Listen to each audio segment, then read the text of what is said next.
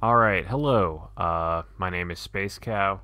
With me is Pepper Piero and the Strategic Reserve, and this black void with a saving symbol you're seeing before you is Konami's Monument to Hubris: Metal Gear Survive. This is Many the people would describe that as a black void. is true. This is New Game Plus. Um, and right now we're going through kind of the end of many cutscenes that the community have decided are not important to the run. Is any cutscene considered important to the run? Not really. Anyway, here we go. Here we go, right into it. Yes.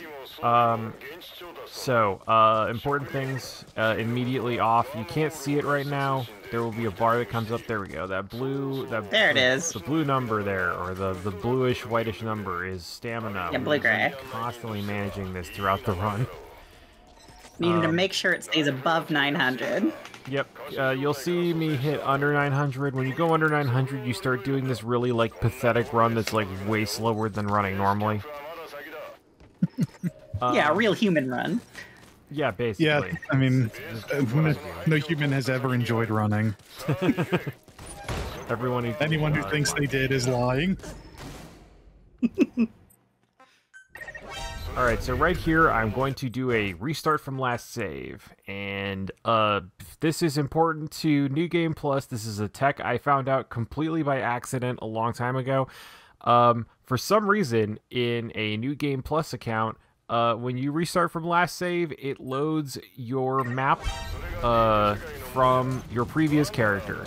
So by doing this, we will eventually see like a random flag on the ground somewhere, and that means that I have a different map, one where all the doors are unlocked and some barricades are removed. Oh, so that's the advantage of getting your old map back. Nice, nice, nice. Yeah, it's it only reloads. There's two different maps in the game. You can only ever reload one of them. Anyway, so yeah, I guess And the vast, sorry. so the vast majority of people will never know about it, right? Because you have to buy a second character slot to do this. I had to pay the equivalent of $10. Most of which I earned in in-game currency, but it was taking too long, so I did pay some more money to this game. So we crafted the... Is that the only weapon we're gonna make during this run? The only weapon we're gonna make this run, because we made all of them before the run started. I accidentally punched this door. This is, I think... I mean, you don't respect the door, I get it. Yeah. I also don't respect this guy. You're supposed to stab that guy, as the tutorial says. We don't have time for that. And I got... Yeah. Yeah, we don't have time for anything the tutorial's saying, if we can help it. Yeah. And then right here, I'm pulling my spear out, running upstairs, because for some reason I move just way faster when I'm doing that. Oh yeah, that is Yeah, pretty floaty. I'm guessing it's specifically a direct amount of, like, you know, It's distance assuming you're that you're supposed to coming out cover of sprint horizontally. speed. Yeah. Yeah. Alright. So, what a thrill when darkness and terror in the night. Alright.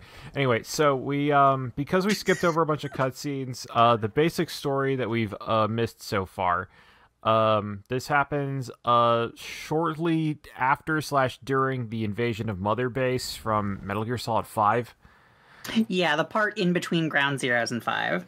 Yeah, so, we were one of the random Balaclava members defending Mother Base, and during the Mother Base fight, a giant wormhole opened and sucked members of our organization and XOF into another dimension.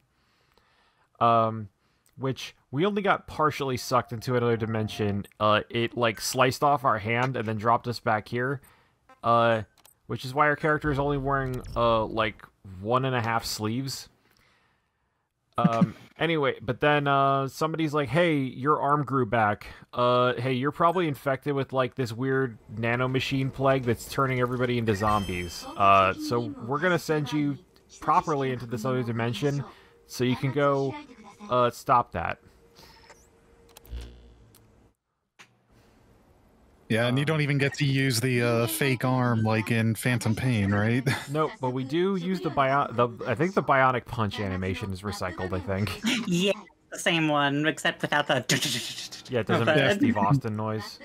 The sound $6 million effect costs man. money. Yeah.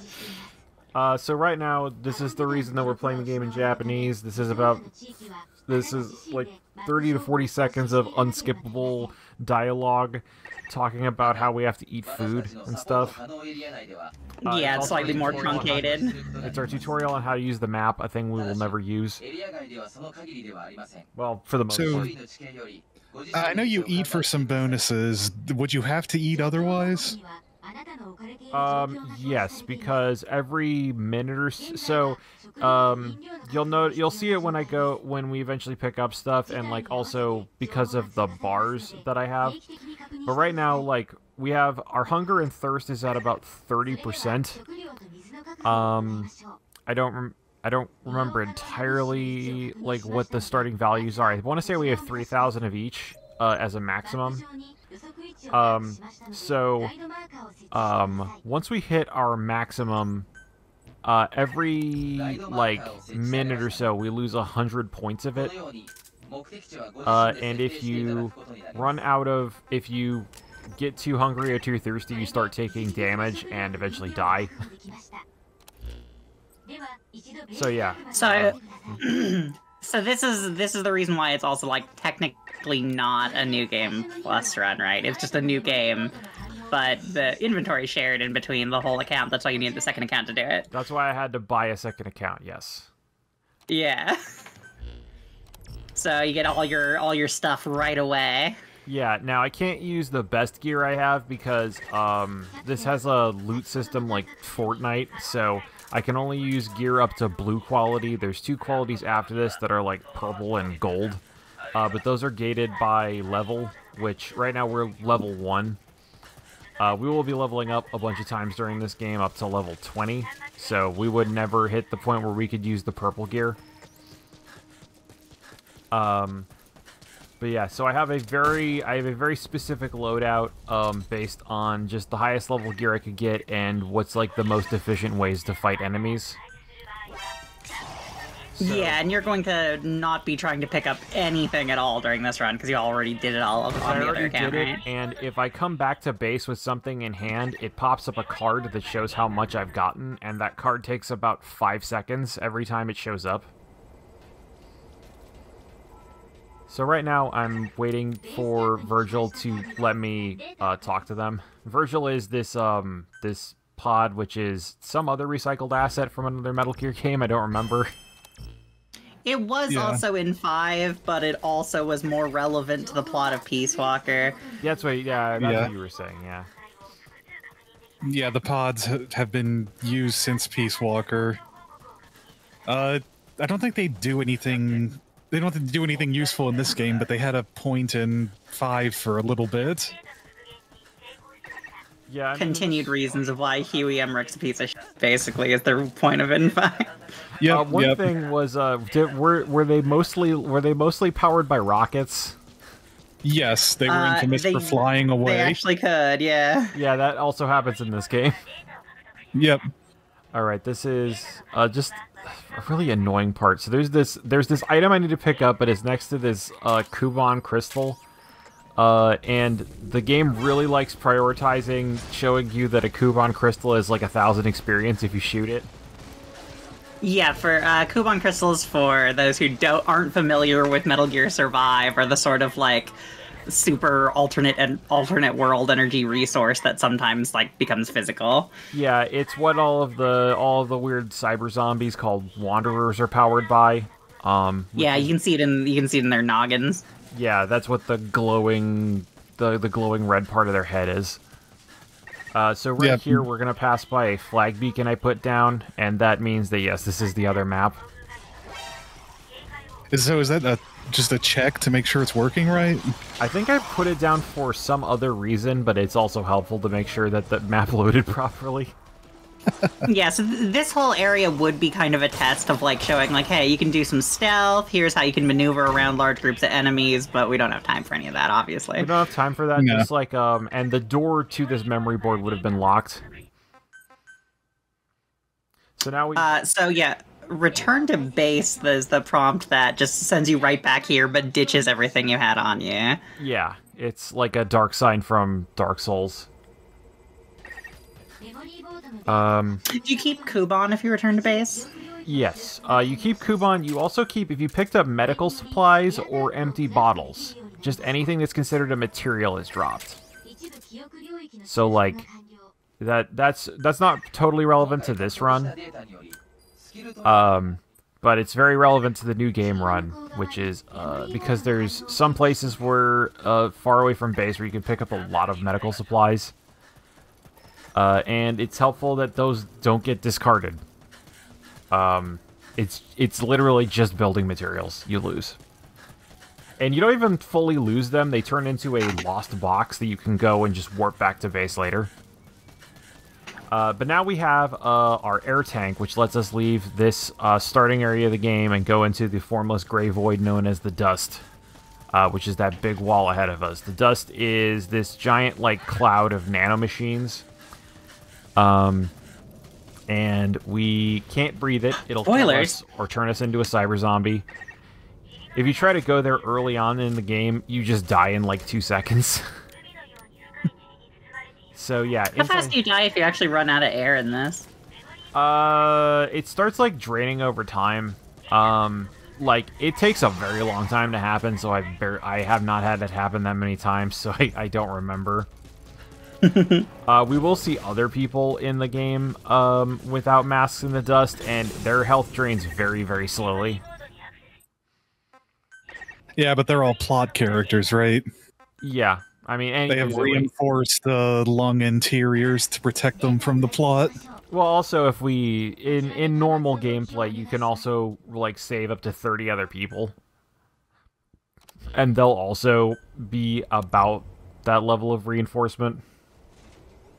Just like if they die, it's like, oh, too bad, you lost somebody who could help your base. If the plot characters die, it's like, all right, well, you got to restart now. Yeah, you entered into time paradox and all that. Yeah. You can't do that. Live in this doomed world of yours. So we're going now to, we've unlocked the ability to use the Wormhole Transporter, which is our fast travel system in the game. We can transport between any 2 wormhole transporters. Right now we only have one that's functional. We're going to go turn on the second one in what's going to be the first of roughly 75 minutes of wave-based combat segments. Yeah, there's a bunch of these in the game, but you're not doing that many of them inside of the context of this run because of the fact they're so time-consuming. Yeah, we're doing the minimum number required. That's speedrunning, doing the least gaming possible, right? Basically, yeah. Game as hard as you can, as brief as you can. Yeah. And don't worry about health, because if you get hit, you're already done.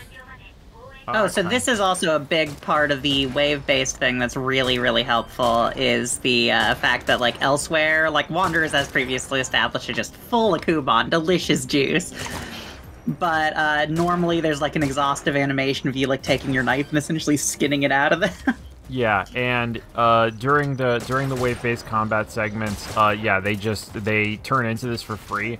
In fact, if you killed any Wanderers and they're sitting on the ground when the timer starts, they just get converted automatically into Kuban. Oh, I didn't know that part. That's cool.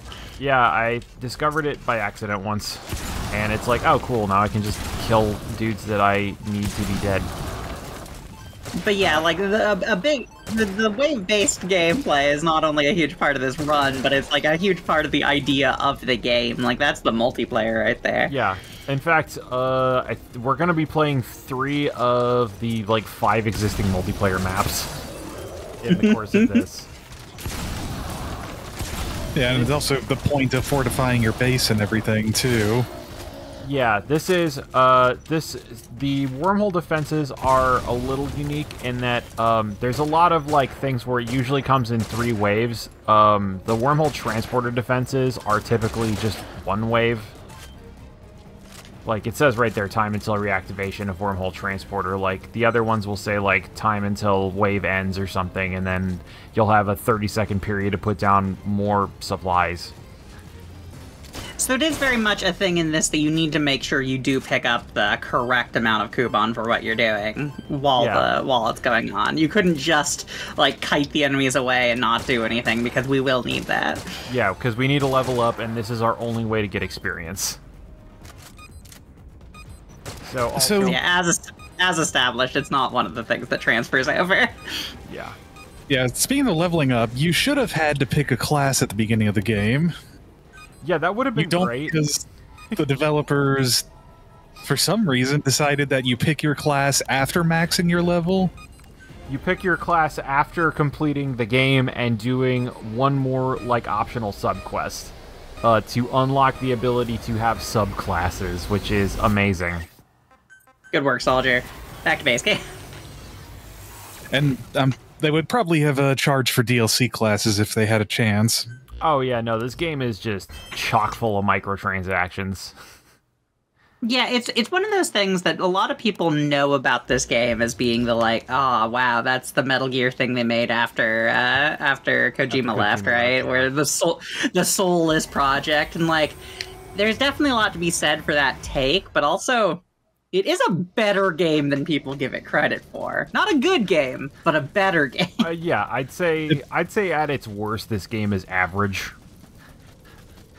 Yeah, it's one of the best free mods for a good game that I've ever played.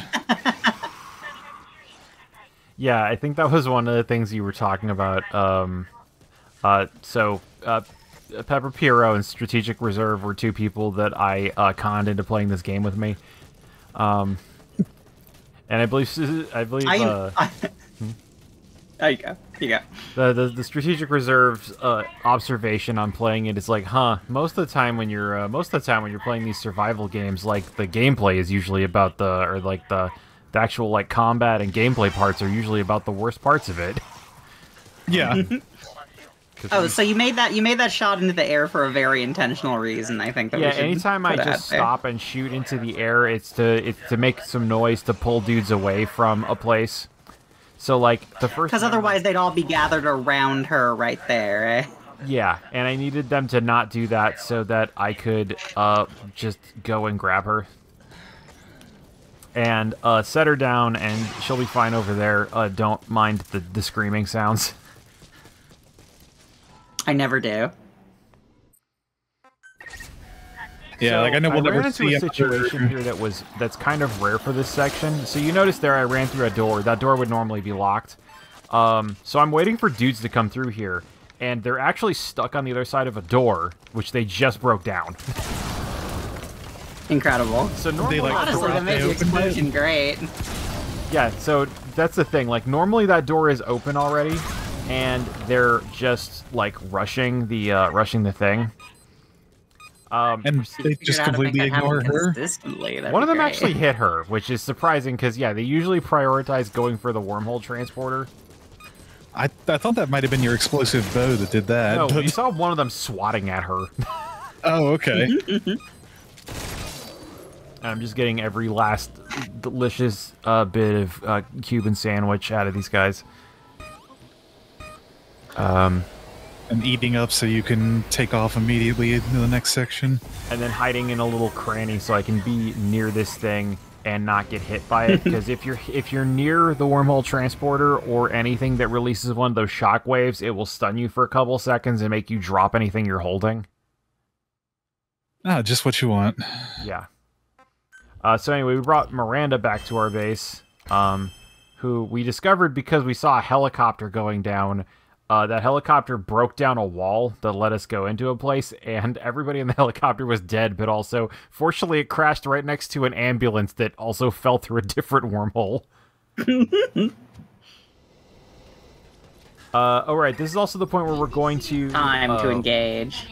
So this is also the point where we're going to assign somebody to our to start working our base, and we're going to assign Reeve, who we met in the tutorial, who we didn't see because he was too busy playing C4 and blowing up the building we were in. I didn't know this until I did some research for this run, but Reeve was apparently a member of XOF who just took off all his patches and like, no, I'm from Mother Base. So, oh, sorry, you go. No. I was just gonna say that we got that leveling out of the way, which is pretty important, both because it increases our stats here with the endurance adding more stamina and dexterity making you move faster all the time, which of course, you know, go fast in your room. Yeah, it's we did some digging into the back end because I couldn't figure out how it was increasing speed, and also this box is a big pain in the butt. Oh no. Yeah, but it turns out so. But there's you go. By default, you move 80 Fox engine units at a normal speed. Yeah. Every point that you put into dexterity makes you move one Fox. Well, every time you level up dexterity, you get 5 points of dexterity, and every point of dexterity makes you move one Fox engine unit faster. Anyway, we're gonna bypass this entire dungeon right here. Did a little hop. Oh, nice. Now you're on the roof that was supposed to be one way. They were on the roof that's supposed to be the exit, yeah. Yeah, because all of them are designed like Skyrim dungeons. Yeah. One of the other big parts of the level up, though, is also that every enemy has a level. Yep. And it has just a kind of modifier that if you are not within a certain range of that level, you do vastly reduced damage. Yeah, you can tell if an enemy is well above our level because they'll have a little red skull next to their name. A red skull, like Skullface. That Skullface had a black skull. I don't remember. He was only kind of half-baked. Maybe I'm confusing him with Die Hard Man.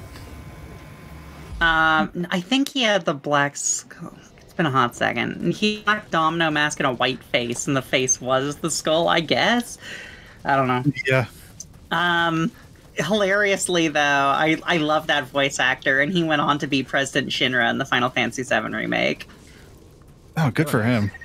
They did a great job of giving him, like, more melodramatic dialogue. He didn't get enough of it, but what he did was great. I mean, that character exists to get stabbed by Sephiroth. While you're not looking. While you're looking this time. It's good to see video game actors, or video game voice actors, getting more parts in good stuff, too. Yeah, that's a really cool thing. They did a really good job with the remake, but not that game now. Now we're zooming. Yeah, so one thing also we discovered that we can do with you're gonna see me restart from last save a lot coming up, and that's because it also resets the state of the world. So I can do things like use this car a bunch of times. Because normally, if I used this car and dropped it off here, if I came back, the car would either be gone, assumedly blown up by the zombies, or it would just still be here. Also, we got the wormhole digger, which is a device capable of using iris energy to blow a hole in reality and let us move. Yeah, tunnel a hole back to the other side of reality. It's never explained what iris energy is. Kuban energy is explained enough.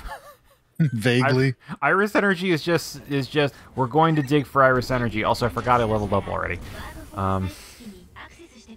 But yeah, preparations are complete already because I did my preparations well ahead of this run.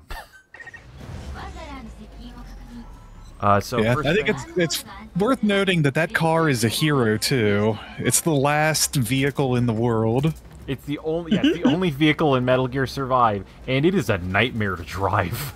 It oversteers so much. It depends on what you consider one of the little walkers to be. Yeah, it does have the I can't remember what those were called, gear walkers or whatever. There's a couple of gears. There's like 4 of those in the game in various capacities. I just find it hilarious that that's the only wheeled vehicle to survive, and it's not even in a garage or an armory or anything. It just sits in the middle of nowhere near a small checkpoint. Yeah, it does make me wonder why it's here, because I know there's a lot of like recycled map assets from 5 as well. Yeah, see one much later in the run, so I don't know if it's like, okay, well, this car was here, let's just leave it here. It's kind of a shame because they could have just dumped the jeeps and tanks and stuff from 5 in. It truly is a shame. Yeah, you'll see like destroyed ones all over the place. Yeah, but like that was a big part of the fun in 5 was the vast amount of ways you could do stuff. Oh yeah. So we're taking the time to blow up all of these pieces of junk around here.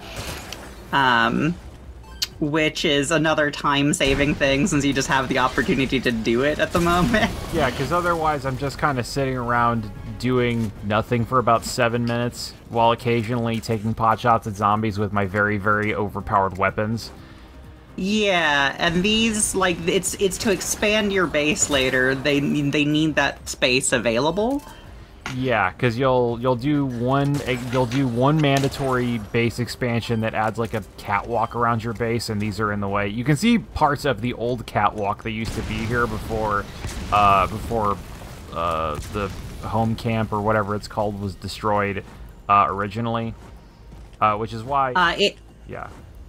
There's an organization called the Charon Corps that was exploring this place, and they set this area up originally, and then they all died mysteriously. I love all the underworld, like, naming convention of Charon Corps and Virgil and all that. And Dite, I don't super remember where Dite comes from. But yeah, because, like, if you're playing this in regular non-speedrun mode, all of those pieces of debris are basically free resources, as you can tell your base to dismantle them. Yeah, you can get, like, a couple hundred iron by dismantling them. Yeah, and so it's not, like, incredible, but it's definitely worthwhile. However, of course, in speedrun mode, we want those out of the way ASAP, and even just telling them to dismantle them is going to take some time away from the run. Yeah, I mean, that's one thing. If I ever fail a run before deleting the character, I'll just dismantle everything at home base to just get some extra resources.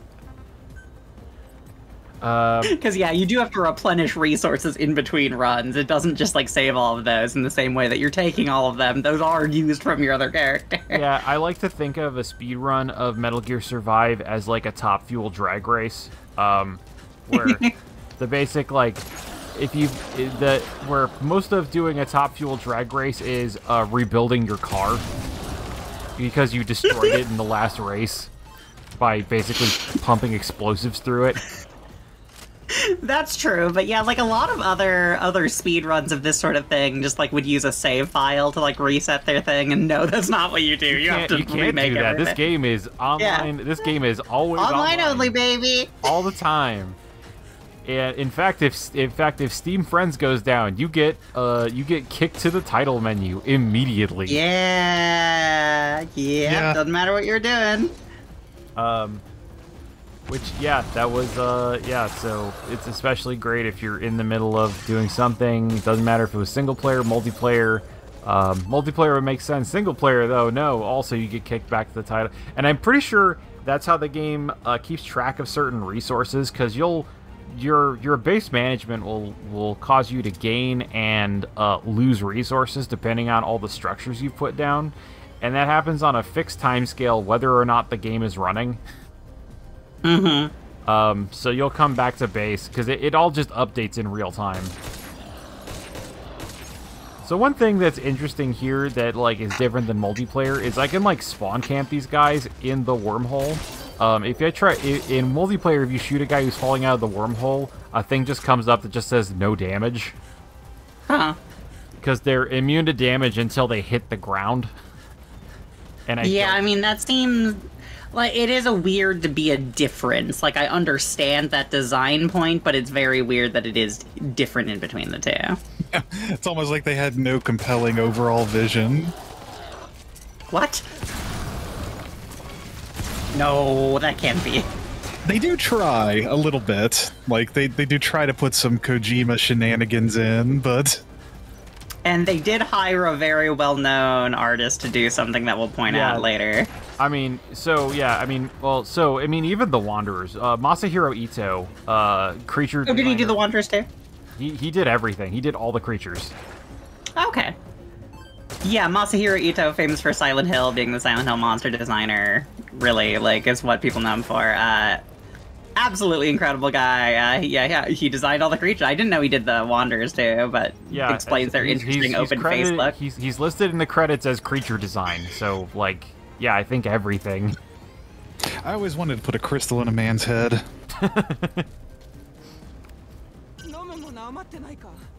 I know one thing in particular that was decidedly his vision, though, which we'll point out too when it comes up.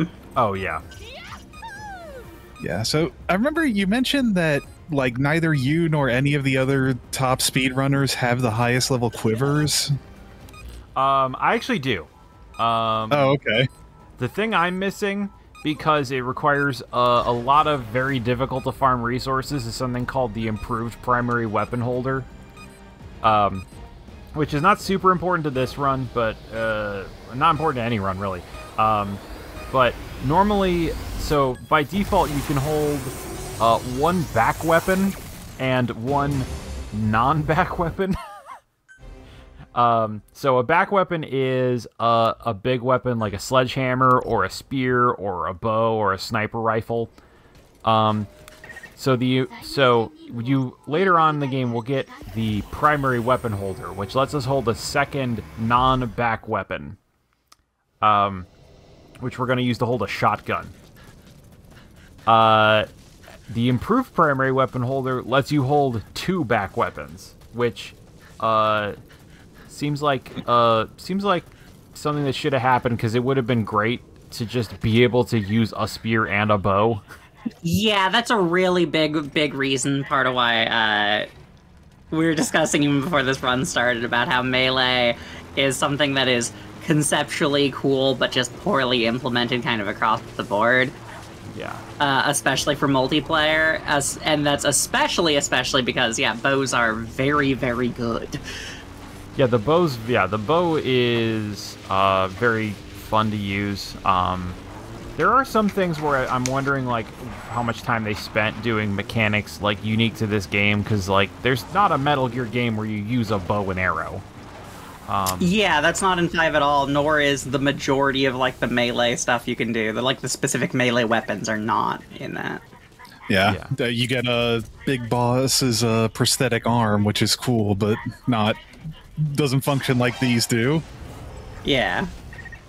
Yeah, all you get is a cool robotic arm, not a spear made of a pipe that you cut in half. Using the very best 1980s technology. Now, to be fair, some of the versions of that robot arm pretty snazzy. Yeah. So this is... And there's a case of that harvesting auto you were talking about if they were down before. Yeah. So this is what the multiplayer looks like, and kind of the difference here in the wave-based ones is you see there's the arrows on the ground that's like, this is the route that enemies are going to take to go to the wormhole transporter. Yeah, because we've seen you use it a couple times, but there's like deployable terrain basically. Oh, there's an enemy with a skull taking vastly reduced damage, as brought up before. Yeah, so like, yeah, the guys with skulls will take multiple headshots to take down. It's if they're 5 levels higher than you, or more than 5? If they're at least 5 levels higher than you. So since we're level 6, that lets us avoid problems from a lot of enemies. Because there's a lot of level 10 guys that will spawn in this, just kind of casually. More so than anybody who's like a level 11 or 12. And so by having enough Kuban to be at least level 6, we've avoided having to use a lot more ammo in this early part. But yeah, there's definitely something to the idea of this game, of like everyone brings like varied loadouts of methods to defend. Like here I'm bringing this terrain to defend this section of the map. Yeah, there's all kinds of things you can put down: fences, machine guns, different kinds of fences. traps, turrets, Yeah. auto turrets. And there's the difference of the different types of fences is relevant, because like there's some that are spiked, and then there's ones that, like the chain link, you can both use for mantling purposes, as you showed earlier, but it's also a fence that you can shoot through and they can't walk through. Yeah. You can drop entire like sniper towers, Yeah, or you use can throw them it on to watch break towers, the game. which even I have nobody has really found good uses for those. Even when I used to play with people who had been playing this game like non-stop since it came out, the main thing that people used it for was it's like a fence, but it has way more HP. And also, one of the things that we'll see later is that any piece of deployable terrain that is considered like an obstacle, wanderers are like magnetically attracted to. Like, they will go out of their way to go beat up a fence that they could just easily walk around. It's probably easier it's than signs of humanity. yeah, I must tear down what he has built because I am their hubris. And right now we have a lot of extra time, and there's a lot of extra Kuban crystals around here, so I'm just shooting them. Yeah. And so you were showing off earlier in that one where you took out a huge group of them that you're using in this game's version of the magazine, which is a like essentially used up Kuban crystal. Yeah, it's just you get 20 of those every time you return to base. I also threw a lure, which is a bottle that has some Kuban in it. It's a better version of that. Yeah. And that one, I get 20 Kuban crystals every time I return to base. I can hold up to 20 lures, which I have thousands of bottles on hand, but I have to like craft and like restock those. And we're trying to like get ammo and supplies back as infrequently as possible. In between your different runs or your different attempts at runs. Well, also just because going to the stockpile and refilling our ammo takes time. Okay, yeah. Yeah, it is worth stating to anyone who hasn't played this game or has played this game just like a little bit, you really like ammo before you are at the end game area is just a miserable thing to try and have, which is part of why bows are so good in those runs as well, because they have this level of power and I guess we are a hit on why replenishable we're using the bow and resource. arrow for the most part, because the great thing about arrows is that if you hit an enemy with one, you can go and just get your arrow back.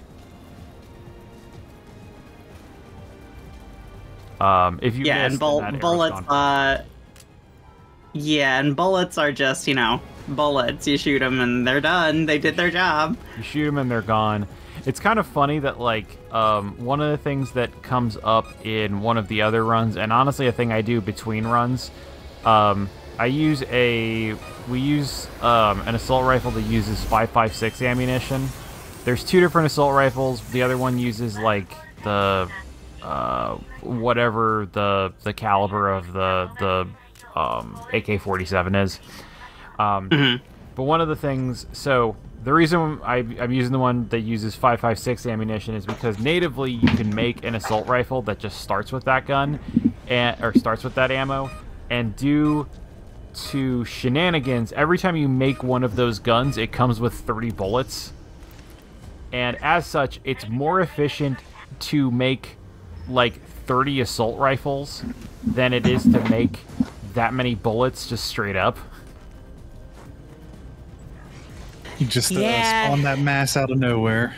Yeah, And then the other thing is I can fucking break all the assault rifles point. down and get most of my investment back. Am I allowed to swear? I didn't ask about that. You shouldn't. Okay, well that was bad. You should refrain from it. I apologize. This is a family-friendly speedrun. This game's not friendly to anybody. Families or not. You know, fair. I should have asked that before streaming. I apologize. Yeah, that's fine.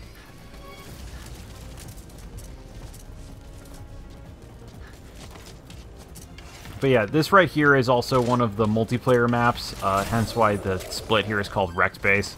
That's its name. in Yeah. Yeah, so normally, at least I feel like in a normal run, you would be putting up barricades to cover these paths instead of having memorize the exact route that every... Yeah, instead of just Enemies spawn can camping take. all the enemies, yeah. And you also wouldn't be as easily just like pop, like you basically put as little amount of tension as you need to on that bow and just one shot everyone. Yeah, occasionally you'll see me charge up for a very, very long time. When you hear that little bunk sound, that means that I've hit, like, the maximum amount of power I can put into the shot, which improves the damage a lot. And it takes, you can see it took probably about 5 seconds of pulling that bow back to actually get that to happen. Just like a real Olympic bow users. Yep, all of them wait for that thunk sound. Yeah.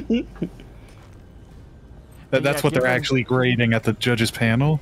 Given the power that we're putting behind this bow, yeah, that it probably explains why we can throw grenades and stuff like, I don't know, half a mile.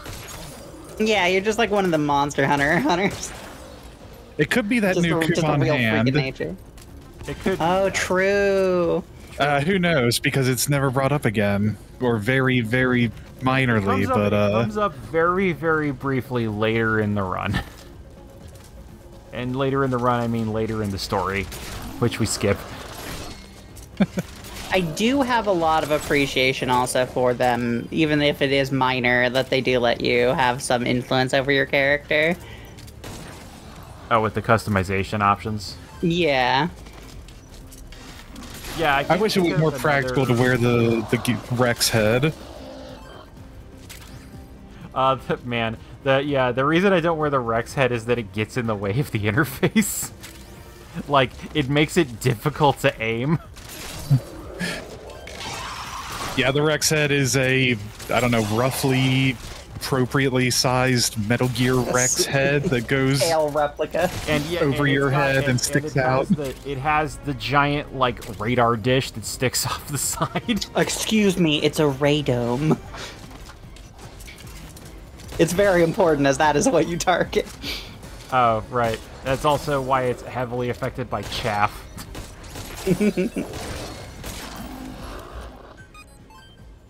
So anyway, we're at a point in this particular fight where these enemies can no longer do enough damage to destroy the wormhole digger, so we're just going to hang back and let it go off. Well, we were mining Iris energy there, so because the first base defense segment was supposed to be opening a door to take us home, but the wormhole digger ran out of juice and just stopped. Oh no, my juice. Yeah. So anyway, we're restarting from last save here because we need to get the car back to where it goes. Yep. And then we are doing the next level up. Yeah, we're going to try and hit level 10 or 11 here. In addition to just the enemy types, it's really important at the 5 flashpoints because they actually add extra skills. Yeah, they give it. There's some skills that are gated behind levels, and that's every 5 or so levels. So in this case, the 2 skills we care about, Dex Boost and End Boost, are unlocked respectively at levels 5, 10, 15, and 20, which is why also we don't go above level 20. On top of that, like, there's just really no need. Like, there's no enemies that really scale past that. And in fact, if you go above about level 20, oh yeah, so we were just gonna go around and explore, and then Reeves like, hey, we got another castaway that showed up around here. You should go check that out. And wow, how about it? We happen to be exploring into that direction. Damn, I did it again. Sorry. Gonna try and work on that. Real hecked up. Real hecked up. So this is originally in the run. Oh yeah, so you notice the screen shaking here. It's because of this thing. the that Lord boy, of Dust. that's the one. The Lord of Dust will be showing up periodically. The Lord of Dust is a giant battleship-sized monster that our weapons just cannot damage. In fact, That's the big. It's a giant fleshy tube with some dozen amount of sets of legs. yeah, in fact, if you see it pass long enough, you can see it's like broken off in the back, suggesting that it used to be longer. And it's basically just a giant collection of Kuban energy. Kuban energy, nanomachines, boys. Whatever it is. I'm taking a better car. Yeah. Walker gear. It's too bad that it was later that I learned that in 5 you also get the Walker Gear Custom, which can turn into like a tiny car.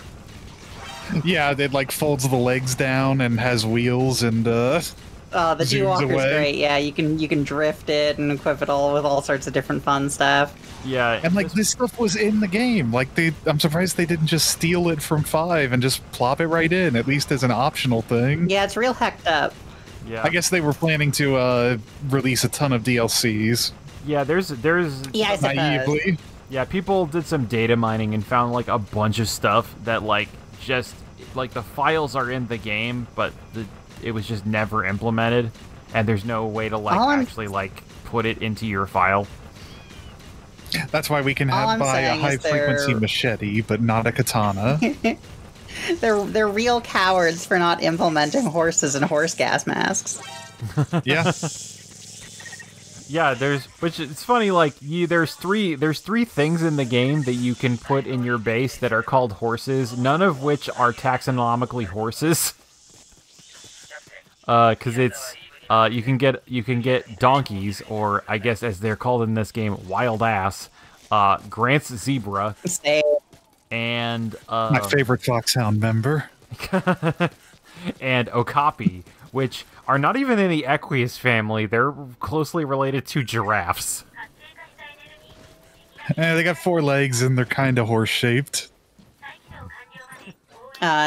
we ran past a bunch of the bugs. There are various monsters that are Kuban Yeah. machine based, but they're not guys. Yeah, so all of these things are even less worth killing, because despite whatever level they are, they're always worth 300 Kuban. Yeah. They don't even scale with level. These little flying enemies, they don't do a lot of damage, but they do, as their name suggests, as Watcher, they're very good at spotting you and making your presence known to every other enemy in the area. Also, this is about the easiest defense segment, because we just have this big machine gun, and occasionally, like, it was to the point where occasionally I'd forget to level up, and all these enemies would have skulls, and it didn't matter, because even if they have the damage reduction from being 5 or more levels above us, they still die in 2 machine gun bullets. Beautiful. Also, it was mentioned there that the castaway we saved is a child, and apparently the Chiron Core has a specific thing of what to do if a child shows up. Which What's is... the- I mean, it makes sense. If Yeah. there's gonna be weird wormholes, it seems important that you come up and answer that ahead of time. Yeah, that is also one of the things, is wormholes show up all the time, and they do go both ways. Like, one of the reasons we were sent here is because the guy who talked to us at the start of the mission, Good Luck, said, like, oh yeah, there's been wormholes opening to our dimension, like, non-stop, and these zombies keep coming through, and we keep killing them, but we're afraid that, like, one day a big wormhole's gonna show up, and they're just gonna flood in, and we're not gonna be able to do anything, so we're trying to, like, kill the source of these zombies. Yeah, we don't even understand what the hell's going on. Yeah. So I want to say the character's skin has to be amazing, because you're able to walk around with just the gas mask protecting your lungs, with, you know, the rest of your body exposed, but any vehicles that you ride are being constantly torn apart by the dust. Yeah. Also, any food that we have in our inventory will degrade faster the longer we're in the dust. Oh, it rots I mean, your food we also lose stamina, like our resources faster in the dust. Yeah, like Yeah. stamina drains 5 times as fast in the dust as it does in a place that is clean.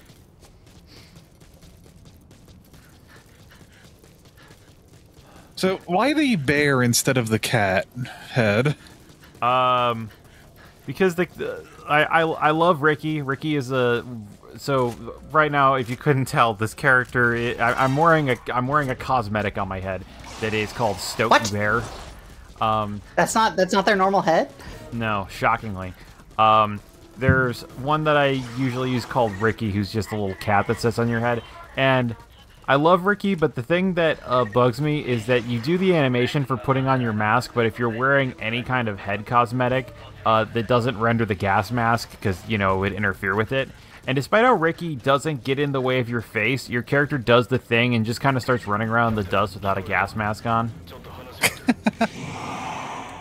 So an important thing there, I needed to make sure that my stamina was maxed out so that, because once Reeve starts calling you, you lose most of the control over your character. Also, this guy's grabbed me too many times, and I just wanted to make sure that that didn't happen. Unfortunately, there was some bad enemy placement. Like a lot of yeah, it's like a lot of zombie games where, like, if they're waiting around a corner or in something like that, they will have a sudden lurch of speed and then initiate a, I guess, command grab would be the easiest way to say it. Yeah, so any guy that's laying on the ground will grab your foot, which is bad for multiple reasons, but the worst of which being that they can break your ankle. Yeah, if it wasn't bad enough for speed already, they can destroy your speed. And if that happens early on, like before base defense 1, where I go and get all my medical supplies, that's the end of the run. Mm-hmm. Because not only does that condition take like 5 minutes to wear off, once it wears off, it turns into a sprained ankle. Which is still bad, just slightly less bad. So now we have to build the expedition tent, which we won't use in this run, but it lets us send away parties to go get supplies passively. Also, Chris was in a wheelchair. We had to get some wheelchair parts as part of that other mission. Like, you can't continue the plot unless you've gotten the wheelchair parts in addition to the memory board. Honestly, understandable. Yeah.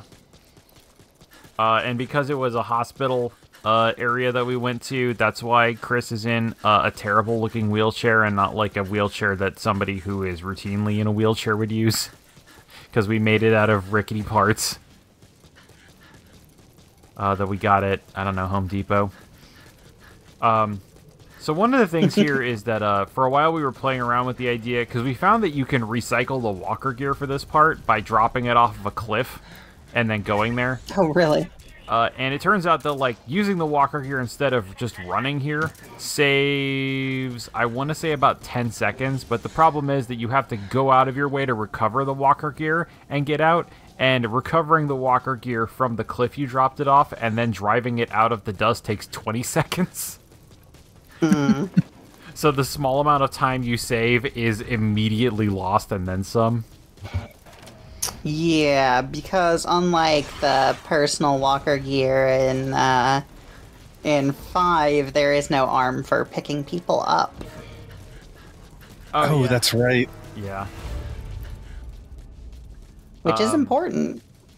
Yeah, especially with all the POW rescues you have to do in this one. Like, right now we're going off to save Nicholas, who we got a radio comm from saying, like, hey, what is this place? There's all these zombies. I was just driving my patrol car. And right now Nicholas is distressed and wants us to get rid of all of his issues of Country Living magazine because he's very disappointed that people are going to learn about his DIY Southern-style crafts. Definitely no other implications about what he's talking about here.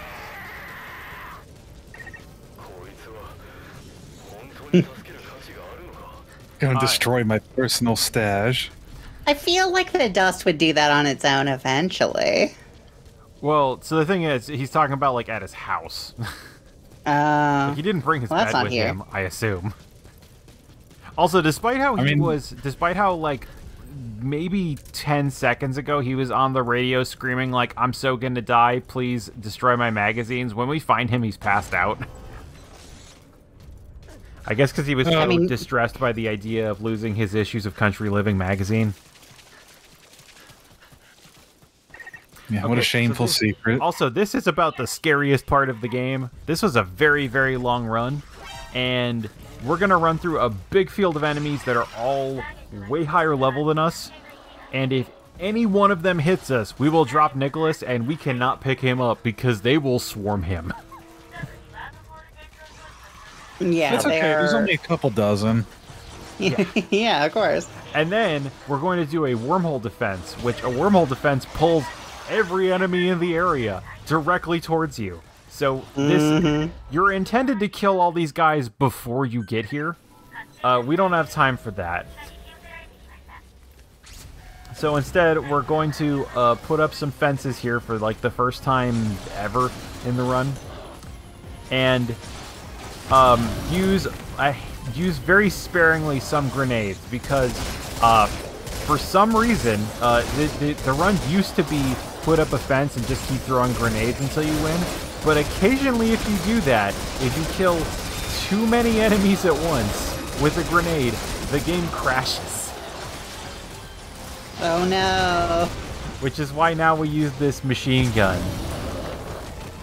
It also It's kind of And it also happens to just be a little bit really- more resource efficient too, which happens to just work out. yeah. Really good point also in showing off the magnetizing to player place terrain as mentioned there. Like, there was obviously a very clear gap in between, but that is irrelevant to them. Yeah, that's just their behavior is, I guess, just to encourage you to put down terrain, is enemies will try and destroy placed obstacles before they do anything else. It does make sense if they weren't encouraged to do so. It would make, placeable terrain feel too nitpicky sometimes. Oh yeah, for sure. oh look, that long-eared hedgehog really wants you to pick him up and take him home.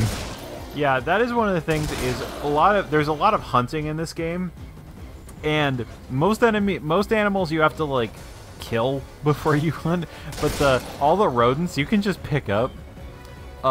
And also, just shove in your pocket. yeah, more concerningly, you can eat them without cooking them. So you could just pick a hedgehog off the ground and just give it to the Osborne. Listen, that's also true of Metal Gear Solid 3.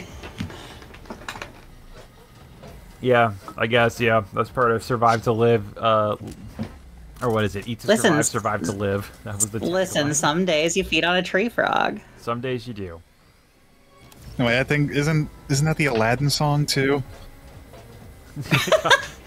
Yeah, like Gotta eat to live, gotta live to eat. Gotta steal to eat. But now that we've gotten through the big crush of enemies here, we have nothing to do for about a minute. Like, there's Just gonna hang out with our hedgehog friends. Yeah. with their hedgehog friends and carry Nicholas around. Nick, you want to go on a ride? You want to see some things? Yeah. Where there was only one set of footprints, that's where I was sitting on a machine gun killing just a lot of zombies. Hey Nick, welcome to Scenic behind this building. Yep.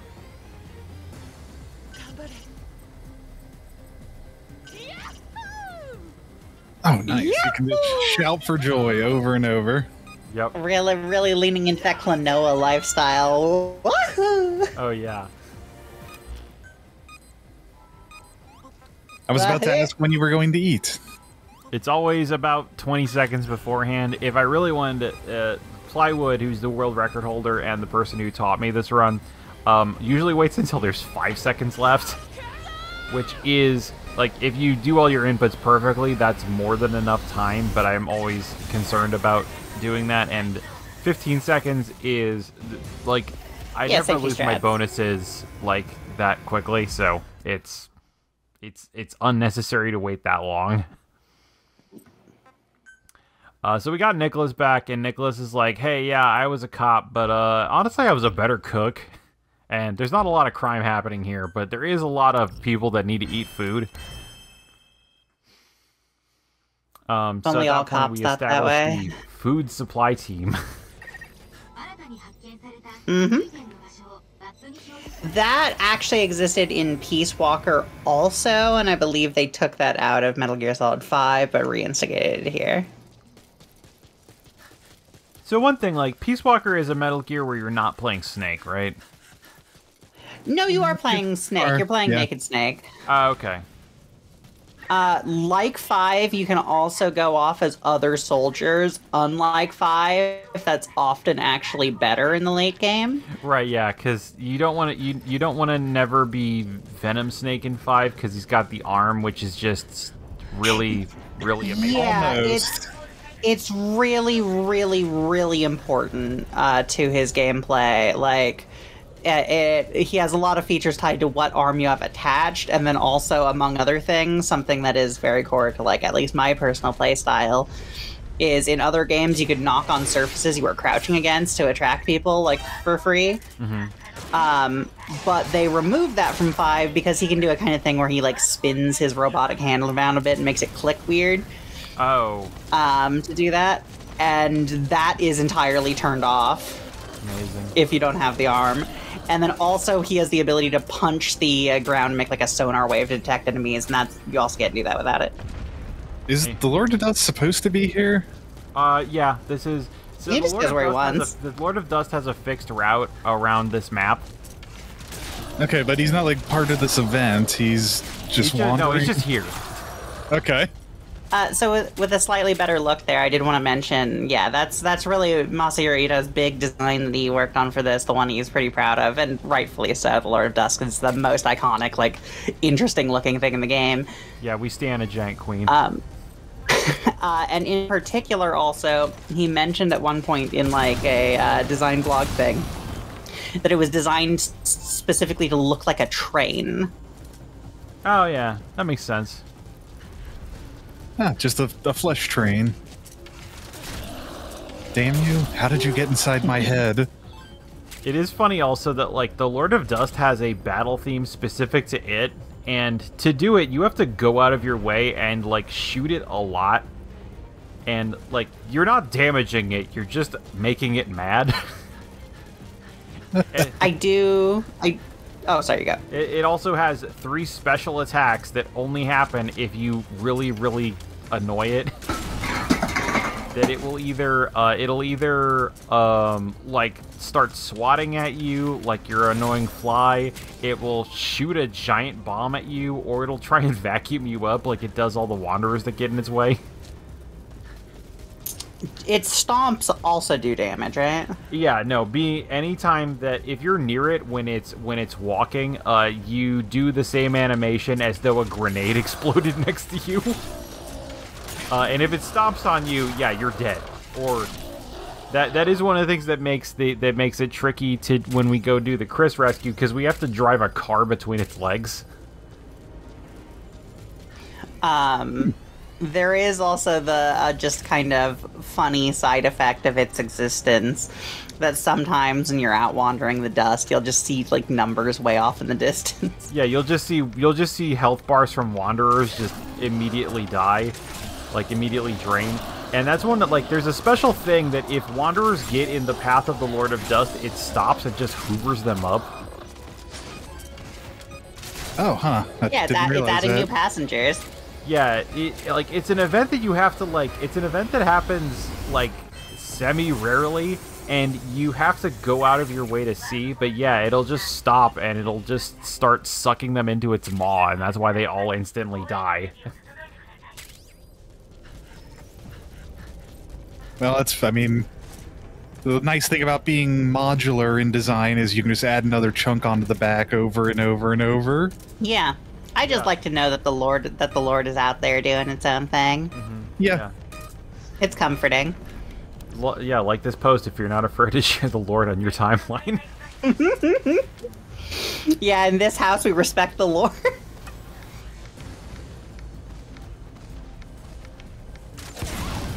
Beautiful. Yeah, this is one of the reasons I hang on to the grenade arrows.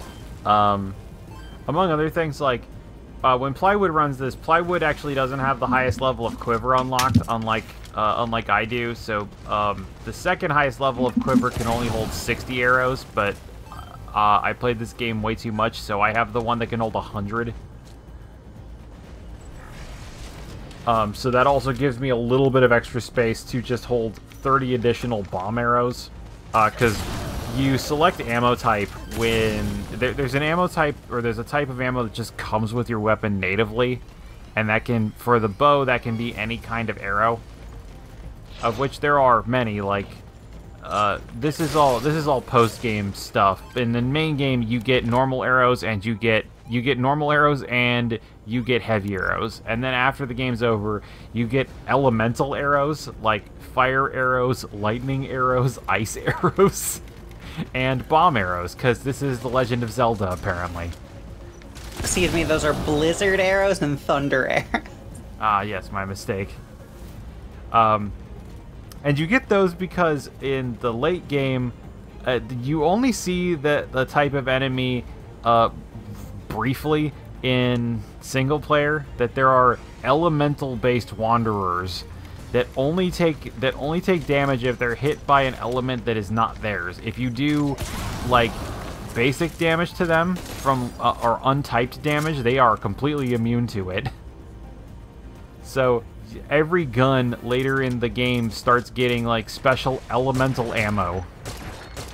So these weird high-level wanderers off here spawned in because the Lord of Dust was nearby. For some reason, anytime the Lord of Dust is somewhere, it just spawns in very, very high-level wanderers that it can just hoover up. Ah, delicious. The cycle of life continues. Nature is beautiful, Gordon. It's also very ugly. Very, Nature's very feeling. ugly. We're the virus. Often deeply horrifying. Star-nosed moles, that no kind evolutionary process created them. Fun Some fact, sort of nightmare evolution. Fun fact, they can smell underwater by exhaling nose bubbles and then sucking it back in. Yeah, that's awesome. Ew. What a cool design S-tier creature. I mean, yeah, honestly. Masahiro Ito, get on your Star-Nosed Mole game. Lord of Dust is a good prototype, but where's the star nose on it? Ugh. I mean, it already doesn't have eyes, so, you know, we're halfway there. No, it's just a mass of terrible tentacles. It's got... actually, all the tentacles are just tiny hands. That doesn't make them better. And its big hands have a bunch of smaller fractal hands on it. Oh, this is Eclipse phase. I mean, it is a giant creature made of nanomachines, so, like, kinda. Native fractal nanomachines, yeah. Yeah, close enough. Yeah. This would work. They harden in response to trauma. I mean, Lord of Dust is basically one of the sentient AIs. I can't remember what they were called now. Yeah, well, it's an X-Thread. It's like a Titan machine or whatever. Titan, yeah. So you may notice that a lot of this is just sort of, you know, us chatting during this point in time, and that is because what you see is what you get for this bit. There's not really a lot more to say. Mm-hmm. There's definitely areas where there are strategies and new things to state, but you've seen these. It's defend the point. It's yeah. A zombie appears, a zombie dies. Simple as that. Equivalent exchange. Something. Take that heavy machine gun and just pop a few shots at a time off. Yeah, I will say the reason that I'm not doing machine gun things with the machine gun is multifold. First off, I want to conserve ammo, but also, if you just let the machine gun rip, it'll overheat and not work. Which, that was the other part that made the Nick defense so difficult, is I had to fire in like 2 to 3 round bursts to maximize my damage output, while also not making the gun overheat. Your machine gun, it fires in spurts. Yeah, if it shoots you, you'll probably die.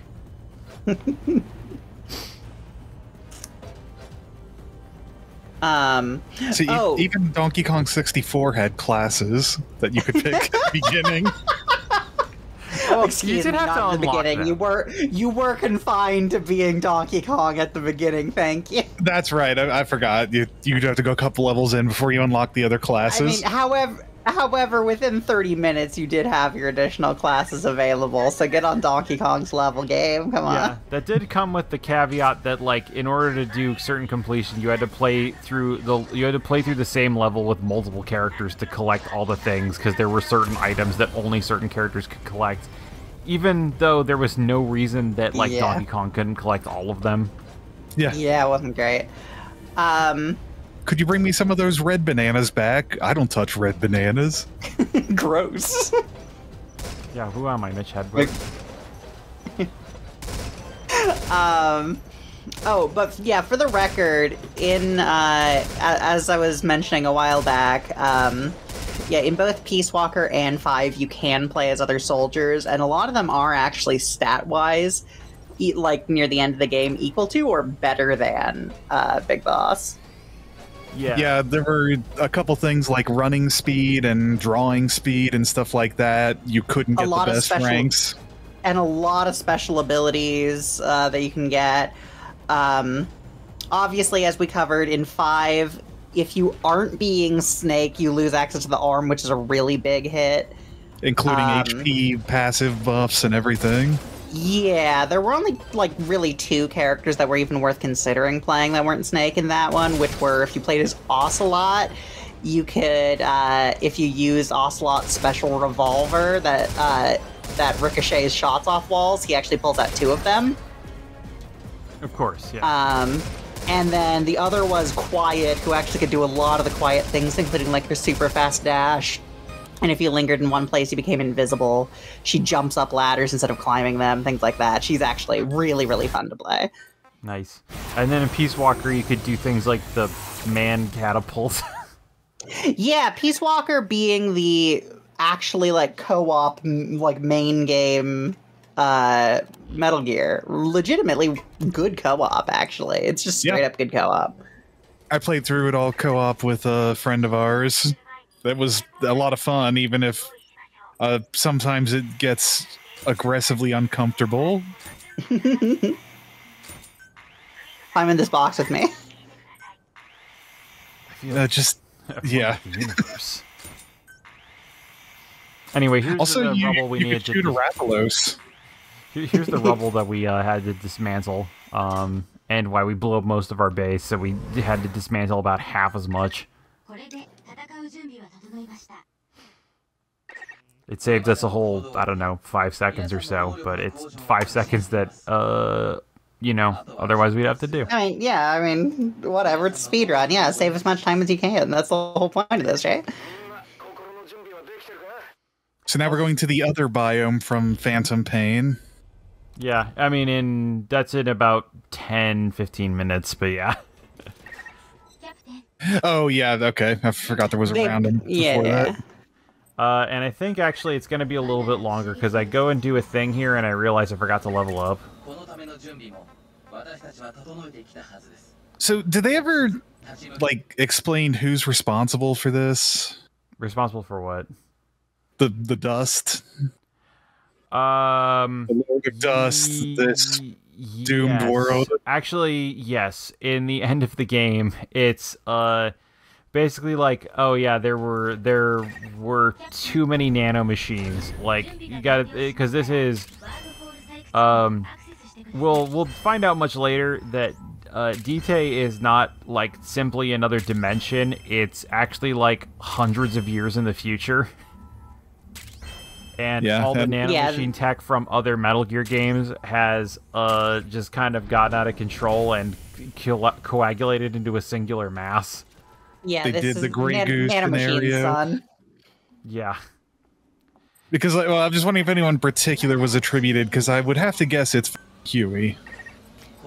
I'm pretty sure if we had to attribute it to anyone, it's probably Armstrong for having that level of concentration of nanobots in his body. Yeah, but I'm still gonna blame Huey. This is the timeline, understandable. Yeah, this is the timeline where Raiden didn't rip out his heart and crush it. Now, see, if we do end up doing this live, I'm gonna adopt the hard stance I don't agree with of Huey did nothing wrong. Okay, the best cutscene in Phantom Pain was definitely when everybody, including Skullface, the main antagonist, are sitting around disgusted by Huey. Listen, you're all the monsters. You're the crazy one. Yeah, I did nothing wrong. Like, dude, what? Nah, he's one of those guys who just like actually can't tell the truth. Yeah.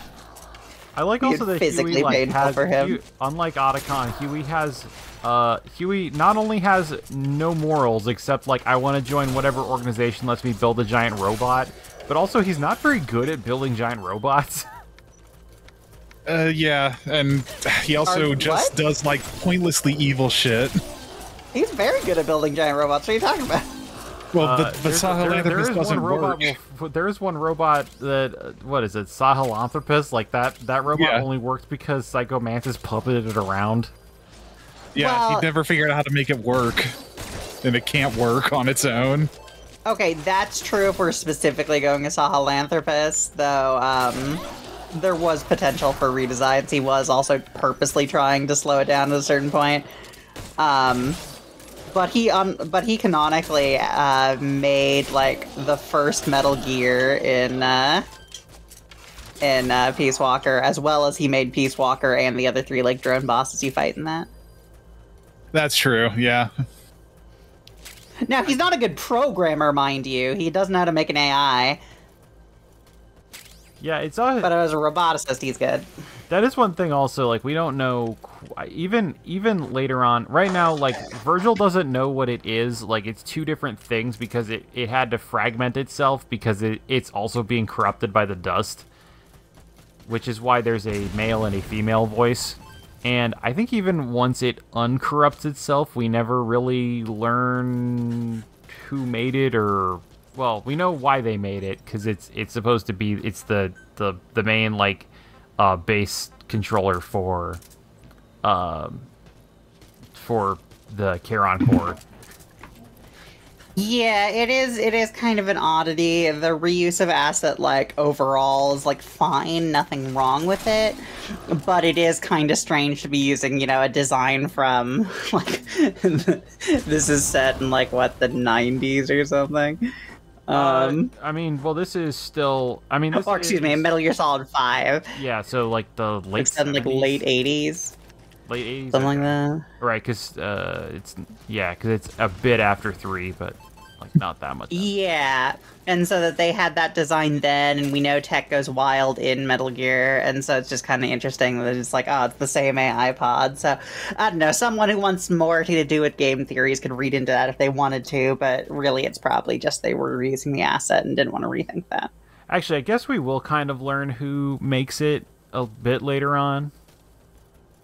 Well, or I guess, like... No real spoilers moving forward. Like, Good Luck kind of did all the stuff that built all the stuff that the Charon core uses, except for I guess the Walker gears. Yeah, almost like he had access to it beforehand. Yeah. I do appreciate that they actually acknowledge the wormholes finally. It's been it was unclear whether those were canon or not, just because of like how world-changing they would have been. I straight up didn't assume they weren't canon in MGS5. I mean, if you go to the Metal Gear wiki, it declares everything from Survive to be non-canon. True. I mean, yeah, none of it was designed by like the writers of Metal Gear.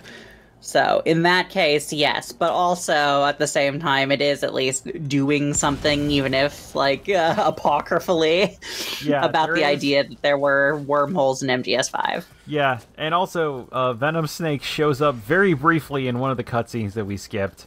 Getting on a, getting on a helicopter with, I'm trying to remember the name. Miller. Yeah, Miller. And it's a plot point from 5, and getting on that helicopter. Our character, the captain, actually saves Snake because there's an XOF member with like an RPG that's going to shoot down his helicopter, and we shoot that guy. Shame it didn't help, but Yeah, could you help me before I got this chunk of helicopter stuck in my forehead? Right, yeah. Also, excuse me, at that point in time, that wasn't Venom Snick, that was Big Boss. Oh god, yeah, that twist. Even outside of a twist, like, that's just what he was still going by then. Yeah. Sure. This is the justification we came up with for why David Hayter wasn't invited back. Not even. see, here's the thing, not even, because, like, the Japanese voice actor is actually the same. Oh, so it was just about Hayter. Yeah, it was explicitly, like, Kojima wasn't really a fan of Hayter's voice after a certain point in time and had been trying to, like, replace him for a while, but the studio wouldn't let him. Oh, I didn't know that. Well, he was wrong. Yeah, no, like, Kojima may be good at a lot of things, but I definitely don't, like, think he's always correct, and one of them is I think Hayter's voice is really both iconic and interesting. Mm-hmm. Yeah, it's a shame that Cam Clark would only do, like, Christian stuff after a while. David Hayter. He got involved in Veggie Tales and stuff and wouldn't do any more Metal Gear Solids. Oh, right. So now we've actually properly opened up a wormhole to go home. So, everybody's going to the wormhole except Chris, because Mother Base is not wheelchair accessible. So we will be Chris's wheelchair for this. There's also some cutscenes we're going to be skipping here where the Lord of Dust is, like, destroying Mother Base. And changing our route dramatically. Yeah, this will give us a much better view of the Lord. Yeah, because if you get touched by that, you die. Damned. Huh. Unless you maxed out your level, which my other friend, one of my other friends, played a lot of the multiplayer with me before actually getting that far into the plot. And yeah, if you're actually max level, if the Lord of Dust hits you right there, it drains about 2/3 of your health. But where we are right now, if we got touched by that, we just instantly die and have to redo with this whole section. Mm-hmm. As the Lord I did that on my first run. I think everybody does it because it's there to kill you. Yeah, if you run at speed, then you will be there right when it hits you. So anyway, we throw Chris to Reeve, who jumps through the wormhole, and then the Lord of Dust basically tears down the top of Mother Base, and we just barely get through the wormhole as the Lord of Dust reaches up to us. Then the wormhole closes, slicing off one of the Lord of Dust's arms. And from this point on, any other time that what are we talking about? We're going definitely to home. That's why this run is only half over. Yeah, we're not going to some other place. Mm-hmm. So, hey, shocker, we didn't go home. Anyway, welcome to Africa. Yeah, or this is the forward operating base. That is what it is called. We have home base and we have the forward operating base. And the forward operating base has no customization. You can't build anything here. And also, you lose access to any of the farmable resources you'd have. This part of the game is kind of just like... I did not like this part of the game the first time I got to it, because it's like, oh man, I built all this other stuff. I could be harvesting all these potatoes and getting dirty water constantly just shoved into my face. I had the opposite sensation, because when you first get here is when they actually unlock like a new tier of equipment upgrading station. Yeah, that is one of the nice things, and all of those stations are there. Like, you have access to everything that you have except for the ability to like harvest resources. So this area is just swarming with wanderers and grabbers, a new type of enemy that looks like a plant and will grab your foot if you get near it. And I try and pull as many of them away with a lure as I can, but enemy placement is completely random. Yeah, they're very sensitive to lures. There's also a very funny thing that if you backstab a grabber, you pluck it out of the ground like a turnip. Yep, and then stab it in the face. So if that part goes bad, it goes very bad, because if one enemy sees you, I think I didn't even talk about, you're not allowed to interact with objectives if you've been spotted by an enemy. And due to the nature of the layout of that area, if one enemy sees you, every enemy sees you, and you have to kill everything before you can actually grab the board and return to base. Like, you're looking like a 20 to 30 second time loss if anything sees you there. So this next section coming up is a route I discovered completely by accident because I forgot where I was going. Because there used to be a much more logical route that was slower and was more likely to get you spotted by enemies. But instead, we're gonna like eventually. I mean, I guess I'll talk about more when we get there in, I don't know, 5 seconds. We're able to use some of the Fox Engine collision detection to kind of Skyrim our way up this mountain. Right here, this slope. Yeah, Metal Gear Solid Seamwalker. Yep. And that lets us bypass a new type of wanderer that shows up in this area called the Tracker. Which can move real far, like can do jumps and like sick little karate kicks and stuff. Is a big old pain in the butt to deal with, and also, as the name suggests, it's good at noticing you and notices you from a much further range than any other wanderer. Kind of a Left 4 Dead hunter, but without the mauling part. Yeah, without the part where it can just pin you to the ground and then somebody else has to save you. So this part here, we saw a gray-haired man with a shotgun who will later learn his name's Dan, attacking this random castaway, and we scared him off, and now we're saving this castaway, who will later learn his name's Seth, and go to... Actually, I guess of all the wormhole defenses, this one's the easiest because you can literally do nothing and just succeed. There's not enough wanderers here. Also, there's always one dog that will bite you. But yeah, there's not enough wanderers here, and there's not enough time for them to be able to do enough damage to destroy the wormhole transporter. Unless the Tracker shows up, the Tracker can do a lot of damage. But I do want experience also, so I'm going to kill a few of them. Yeah. That's free money. It's free money from the government. You gotta kill the wanderers, but the money is free. So yeah. So not really free at all. Just stand on the other side of this fence and just let them keep punching the transporter.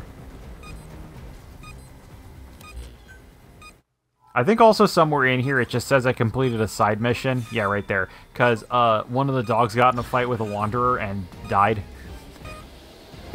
Oh yeah, the mate to the one that you killed by the teleporter. Yeah. That is one of the things. Occasionally in these areas where there's wildlife, there's usually not wanderers in areas where there's wildlife. But if during parts of the game, they will be in the same place, and they will occasionally fight.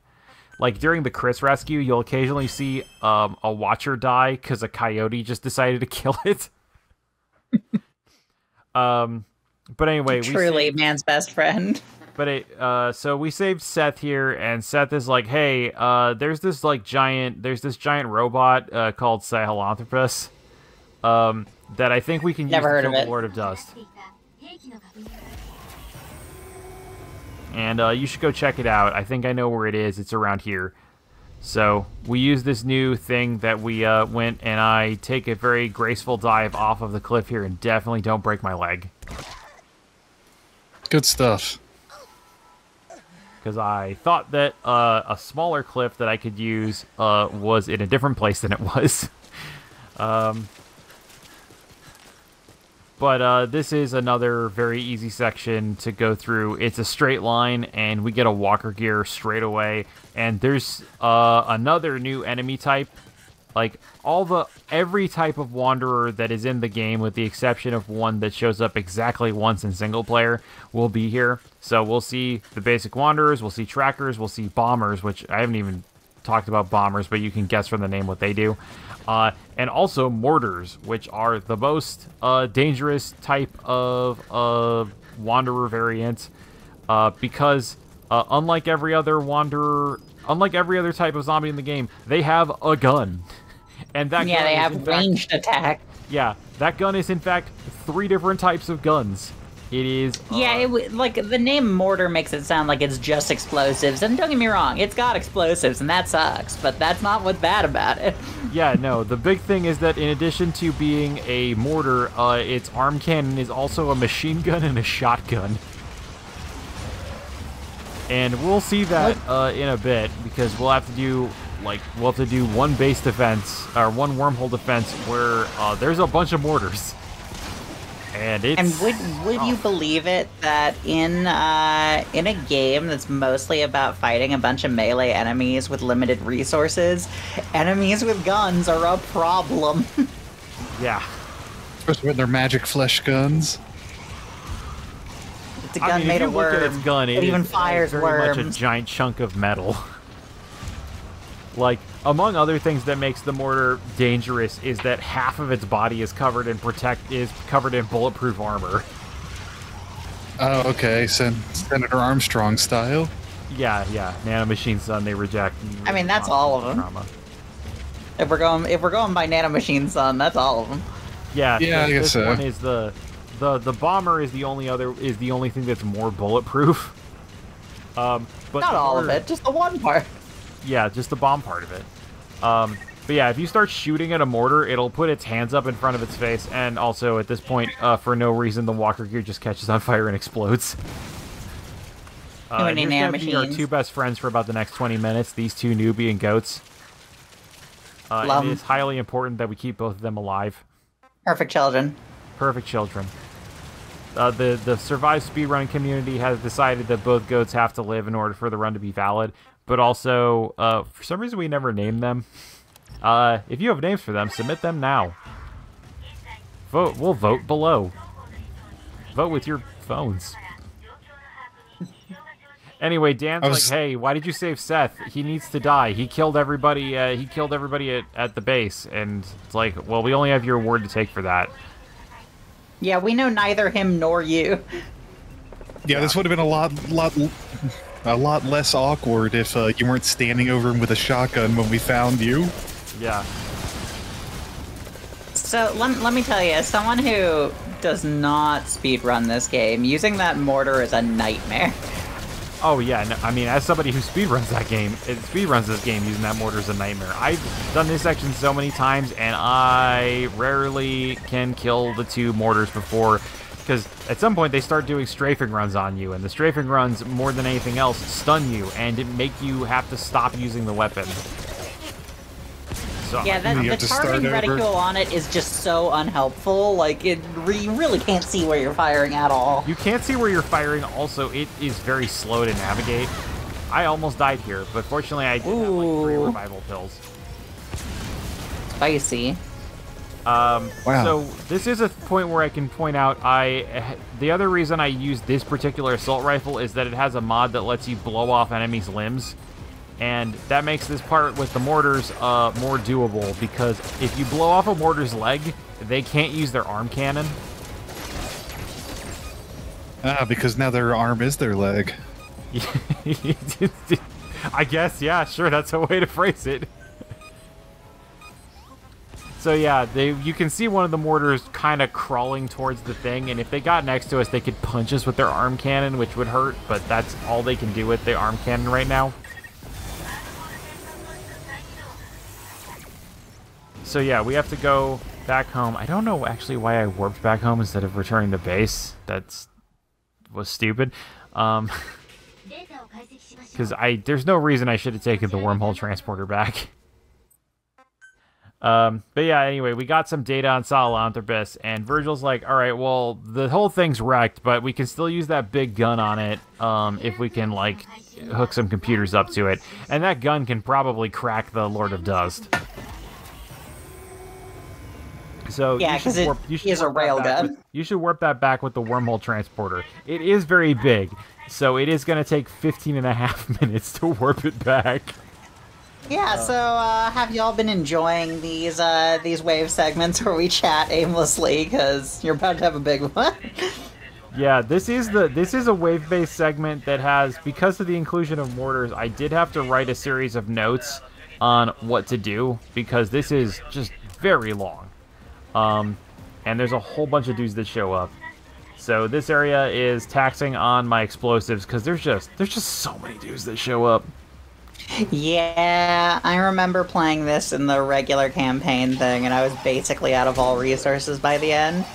Yeah, it's fun to watch this one in New Game because one of the things is that you keep one of the mortars alive and then just hide behind a specific wall because the mortar will try to shoot at you specifically. And so if you can get the attention of the Wanderers, the mortar will just keep shooting its explosives into a wall. And as long as it keeps doing that, it'll just keep accidentally killing Wanderers for you. So we never explicitly, as previously mentioned, pointed out how bombers work. Big boys, big rotund heads, soft body, paper legs. Yeah, they've got very, very fragile legs, which is one of the two ways to kill them. And yeah, if you kill them normally or if they wait long enough, they will explode. However, they're also sort of a siege weapon in that they can just kind of smash things with their very rotund heads. And including you. Yeah. If they hit like a fence or something, basically like anything that they hit with their very long attack will be destroyed, in addition to the fact that they can just explode and destroy a lot of your defenses at once. Yeah, so they're a priority target, but also they can be an advantage because if you do properly shoot at their legs and have them collapse, that's an explosion that'll hit all the enemies.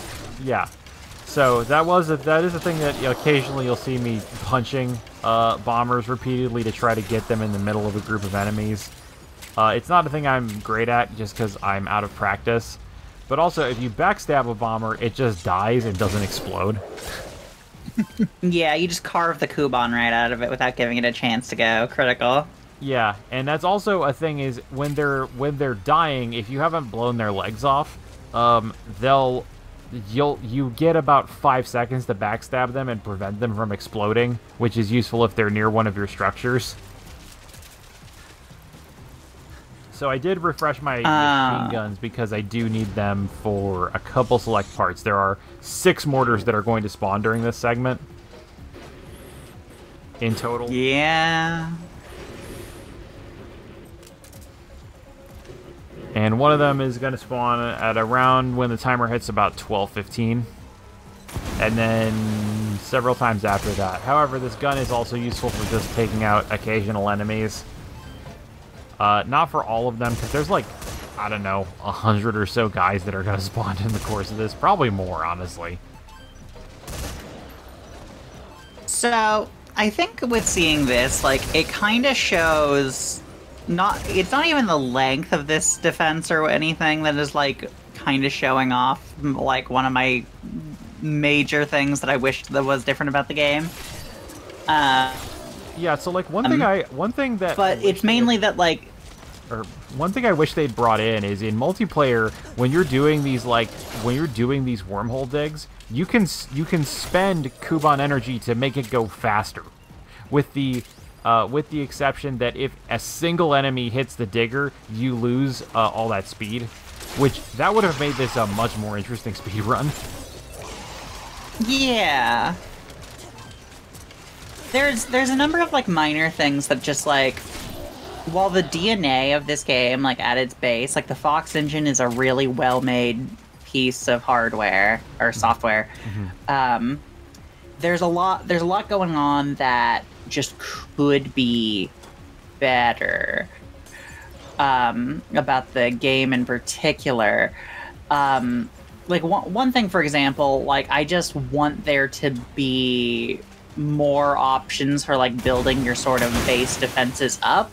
Like the placeable terrain is interesting, but it's not quite enough. Like they don't give you enough prep time or enough total resources on hand to really build like a proper, wave defense turret section. Yeah, that like one of the things you'll have noticed probably is you maybe 20 to 30 seconds in between waves in which you're expected to repair all your defenses and to do everything else. And like 20 to 30 seconds, if you're playing the game for the first time, is enough time to set up like a fence. Yeah. And then past that, like, the other thing is that this is our big, like, one of the biggest showdown set pieces in the entire game. This is the single longest dig you do in the game, and it's one wave. Now, to be fair, Virgil does say place your defenses and then start the digger, because this is going to take a long time. Yeah, but so why I say that is that this game, like, the pieces here are okay, but it's only when we get here, like, this is the only one that's ever even introduced, like, the majority of these special wanderers. Other, like, before we just had wanderers and bombers. Yeah, and that's really, I think, the thing that this game needs to have something different, because Metal Gear had, like, soldiers with different loadouts, but more importantly, most of the gameplay was the inventiveness of how you took on a situation, whereas all wanderers, you as a player approach the same way. And so that's why why having enemy variety is good. Yeah, it would also help. It seems like at one point they probably planned for your base members to be able to use turrets and such. Yeah, and it's a thing where like you can either do the defense later on in the game. You can do your own base digs to get more resources, and the two options are defend completely by yourself, or because you develop a defense team, but you can also do leave to defense team, in which case it just simulates it. It's one of the things where it's like, Reeve, what are you doing? Why are you just leaving me to do this by myself? Yeah. Where the fuck is everybody? But yeah, I think the game just really struggles that it needs something to be inventive. Because, like, the idea of what's here is good, but the differences between one mission and another are usually so minor. Yeah, this is where you can see, like, and to be fair, like, this game... I mean, I guess to be fair, like this game was a budget title. Like I think it at launch, I want to say it was $20.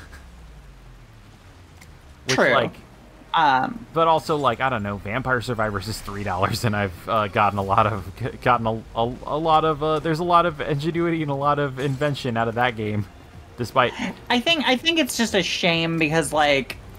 Obviously, everyone was going to meme on this game for not having Kojima attached to the Metal Gear label and all that, but there is potential here. Like, there's stuff happening.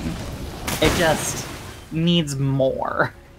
Yeah, that was kind of the problem. And then, because the game bombed at launch and Konami was done taking risks, like, they just immediately abandoned this game. Like, oh yeah, this was one of their last games they made that wasn't a soccer game or Pachinko or Yu-Gi-Oh. Or Yu-Gi-Oh, yeah. It turns out gambling is always a better bet than gaming. I mean, kind of. Like, they... I think ended up kind of eating their words on making nothing but Pachinko machines. If I remember correctly, they reported a lot less money coming in from making the Silent Hill the Pachinko machine. That's good. That's probably a good thing for all of us. I don't know, until the company dies and the IP goes to Davy Jones' IP locker or whatever. I mean, maybe they'll end up selling the IPs off to make ends meet, but I imagine they're just gonna they're gonna take them to the grave with them. It's fine. There's gonna be a new Silent Hill game. People are talking about it. It's fine. That can't be a bad thing.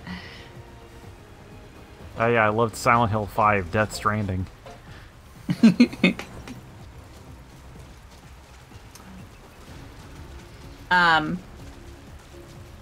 But yeah, like, I do like a lot of what is here, I think is what's worth saying about this game. Like, how it feels to control, it feels like Metal Gear Solid 5, but with actually a few more options to your combat.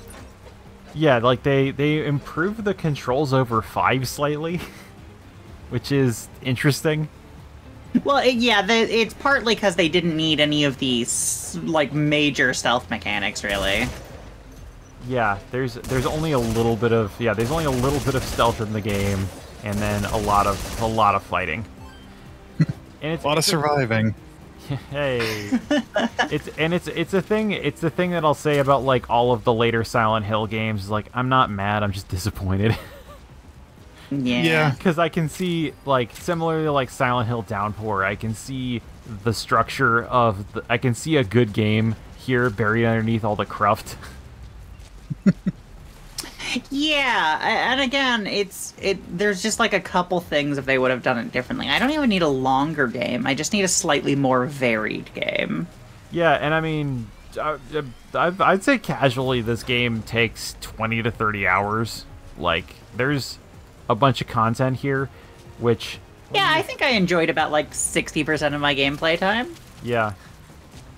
And, you know, the core loop, like, I think even long afterwards, the core loop of the wave-based survival segments, like, the multiplayer stuff's interesting because they throw in all the varieties of Wanderers in there, and it's cool.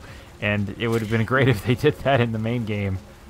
Yeah, and they give you more tools, and you're able to better, like, spread out and do various things. You can summon Metal Gears to go shoot all the zombies for you occasionally. Like, there's so much interesting stuff in the multiplayer that they just decided to not put in the single player. Yeah, probably came from above that, you know, multiplayer is forever. Or at least much closer to forever than single player. Yeah, which is too bad. Especially since the multiplayer is now basically single player. Like, there's a dedicated channel in Steam. Like, there's a dedicated Steam group for finding people to do survive missions with, because there's, like, probably about 50 people still actively playing this game. And those people, if you want to find people to play survive with, there's a lot of them. They've been playing it forever. They have everything unlocked. And a lot of them have just a ton of materials. I can tell you, I've played multiplayer missions with people that that brought a bunch of auto turrets, and then like so much weight of additional materials to build more auto turrets that at that point it basically became like I don't know, Cookie Clicker or Balloons TD6. Yeah, that's fair. You should be rewarded for that sort of preparation and stockpiling. Yeah, and it's funny that they limit how many things you can bring in a mission with you, but also you can bring all the materials to build more stuff mid-mission with you, and that's only limited by how much you can carry.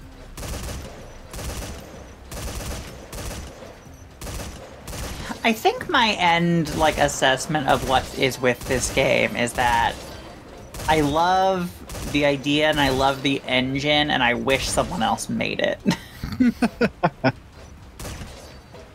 Yeah, that's not inaccurate. Or that, like, I don't know, like 20% more polish was put in.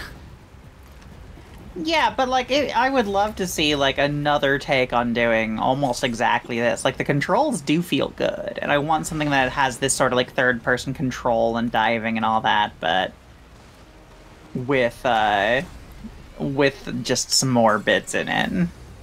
Yeah, and I think it's one of the things that, like, man, talking about the multiplayer, like, I think this was the thing that originally the thing that drew me to this game was seeing Plywood run it at a previous marathon, and like, oh, hey, this game has a single player component. That's interesting. And basically anybody did you not know it had single player?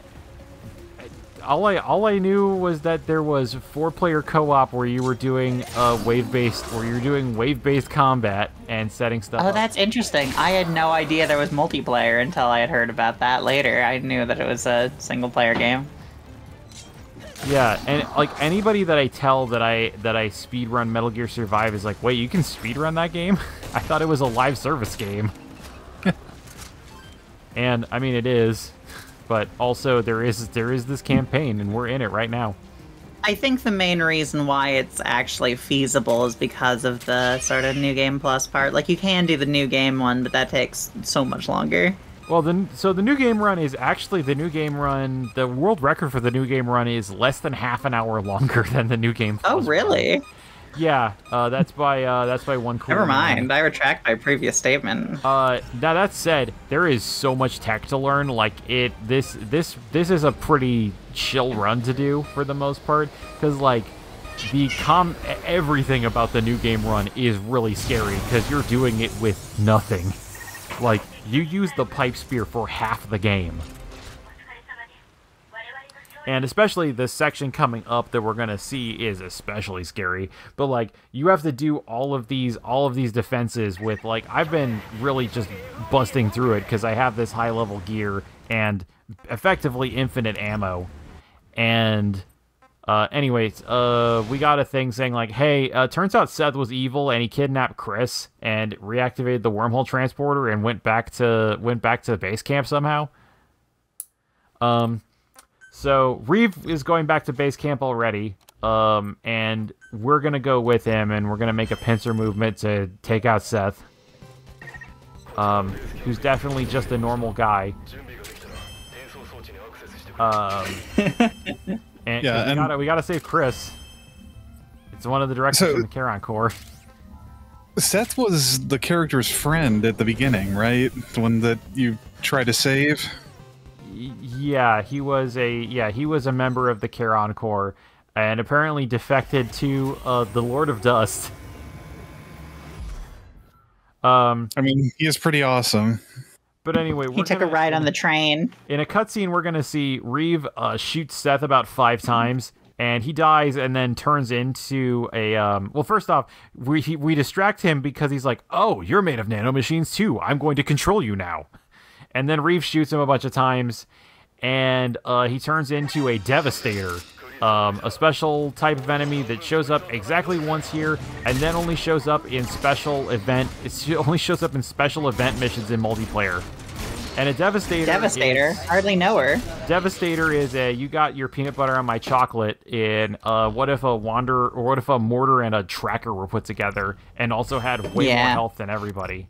Now, we clowned on Seth there, but that's because we have high-level gear and a special type of ammo that you only get from playing multiplayer.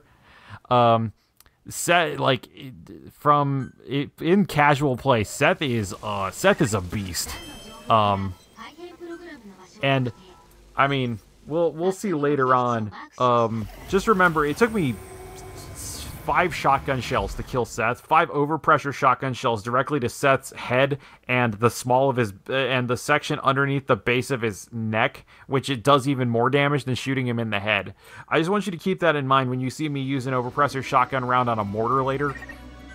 And just remember, it took 5 shots to take down Seth. Just count how many shots it takes to take down a mortar. But anyway, we have to go. So Dan is like, hey, so we have Sahelanthropus. That's great. So you grab the top half of what's supposed to be a walking robot, and this gun barely works. We're gonna need something to hold the Lord of Dust in place. I have this idea for a thing called that uses Archaea energy that's gonna hold it in place. But I need you to grab some extra stuff, and we're gonna need some extra Iris energy because we're gonna need something to pull the Lord of Dust to this giant trap that I made. So, you can go to this old ruins that I found that has the data to build this trap, and then we're gonna need some more Iris energy here. So that's where I'm running right now, in the place where I get lost the most times. Because if you thought that the dust was a featureless void, imagine if also it's a jungle and like you can barely see anything. So like I have to find my only clue is that I have to run in between 2 trees here, and then run to the left of a bunch of rock formations. And then eventually, there's going to be 2 rocks that I have to run in between, and there will be a bridge, and if I see all of that, then I know... If I see all of those things, I know I'm going the right way. This is also the only path that takes us past all the grabbers. Because grabbers can can put themselves underground in anything that isn't solid rock. So, we've bypassed all of the grabbers so far, and now there's just wanderers and a bomber. And we're entering our way into Ruins 03, which is definitely a completely original asset that wasn't recycled from Metal Gear Solid 5. I mean, a good chunk of a lot of these maps actually is from MGS5. Yeah. But yeah, this one, interestingly, similarly to Ruins 01, we can bypass this entire thing because this area has a strangely iron watchtower shaped hole cut out of it. So we can just put this ladder here that takes us to the final room of the area. So yeah, this one in particular, though, yeah, is just straight up Code Talker's mansion he's being held at in 5. Yeah. Also, this is the area where you go. I think this is where you get tomatoes in casual gameplay. It's the last place you can get stuff. And like, you know, the reason to not skip it is to get a bunch of resources. But again, we have all the resources we need. We do not care about the resources here. But yeah, so now we have the data. Actually, that's the thing. This is also the data to a place that we just straight up can't explore normally. Like, there's no organic way to get here, aside from getting the thing that says, "Hey, this is the location of this wormhole transporter." And now we're on our way to the final wave-based defense segment of the game, the Deserted Mine, which is the third of 3 multiplayer maps that we will be playing in this. And the big tech here is avoiding getting bitten by that dog, because it will more than likely cause you to start bleeding. Yeah, much like the Cavern Demon, it's really the dog is the big threat. Yeah, it's just 2 dogs. And this is another part where I routinely got lost until I realized the secret is to just keep going left and hugging the wall. I'm very bad with directions, and it's a thing that Plywood always rags on me for, is like, you say you're really bad at navigating. Why did you choose to play this game? That is all about navigating a featureless void. Excuse me. If we're talking by sheer amount of playtime, I would say it's all about standing and doing defense sections. True, yeah.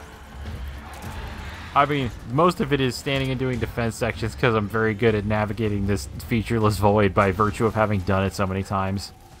So we're going to take out a couple guys here. This is a place that starts with a couple mortars in it. For some reason, doesn't spawn any. This mortar made a very wise decision to stand next to a red barrel. Yeah, so your favorite video game feature is back. Yep. You can actually build those exploding red barrels in your thing. Anyway, remember, it took 5 shotgun shells to take down Seth. 1. Yeah. Maybe half of 1 would have been enough. Yeah, I think if I wasn't even using an overpressure shell, it probably would have still killed.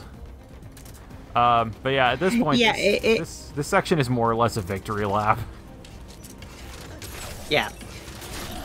Because, yeah, once you've got the correct levels and good equipment for here, yeah, this section is not too bad. Yeah, unlike... This section is another multiplayer map.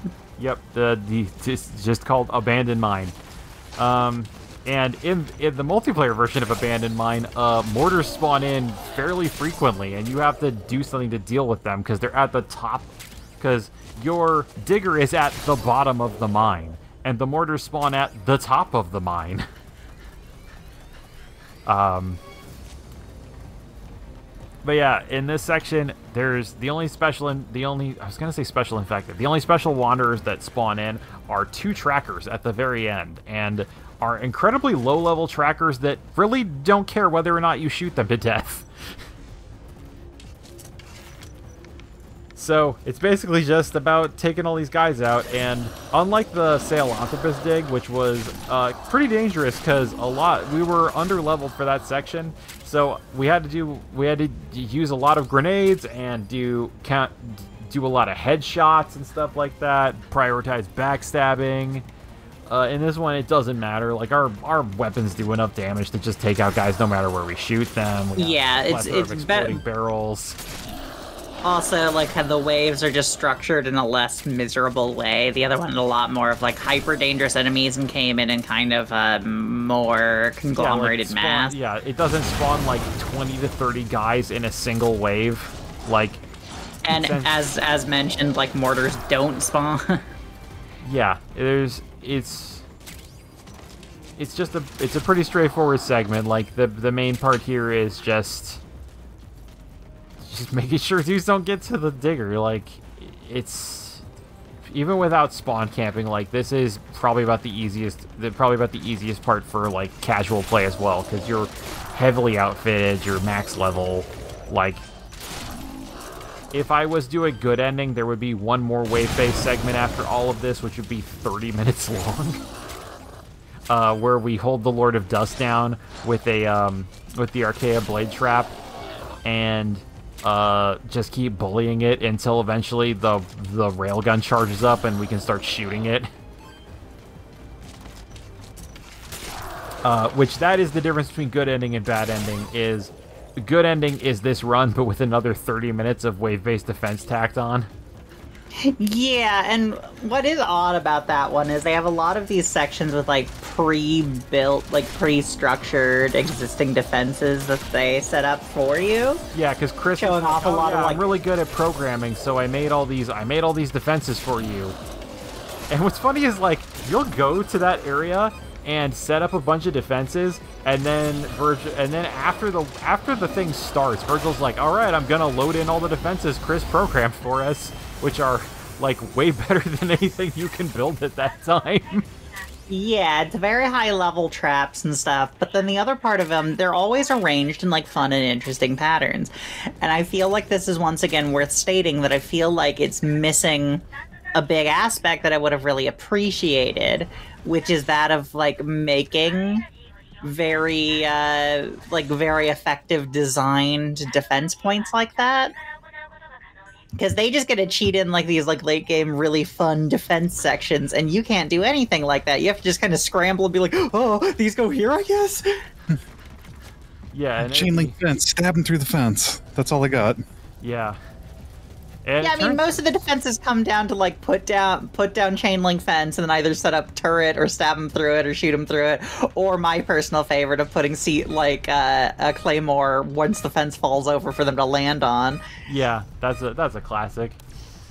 It turns out also that stabbing zombies through the fence is kind of a trap, because we did some digging in it, and it turns out every time you hit an enemy, it drains 1 durability off your weapon, but also if you hit the fence, that drains 1 durability off your weapon. So stabbing a zombie through a fence drains 2 durability off your weapon.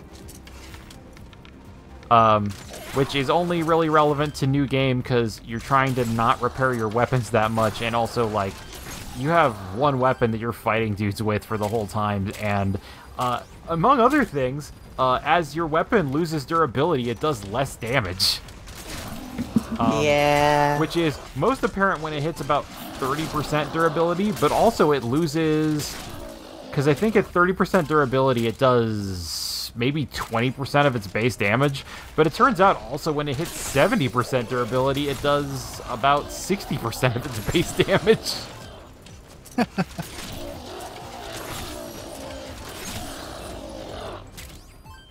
Not a lot of difference then. Yeah, it's just very punishing. And here we just shoot some fish in a barrel.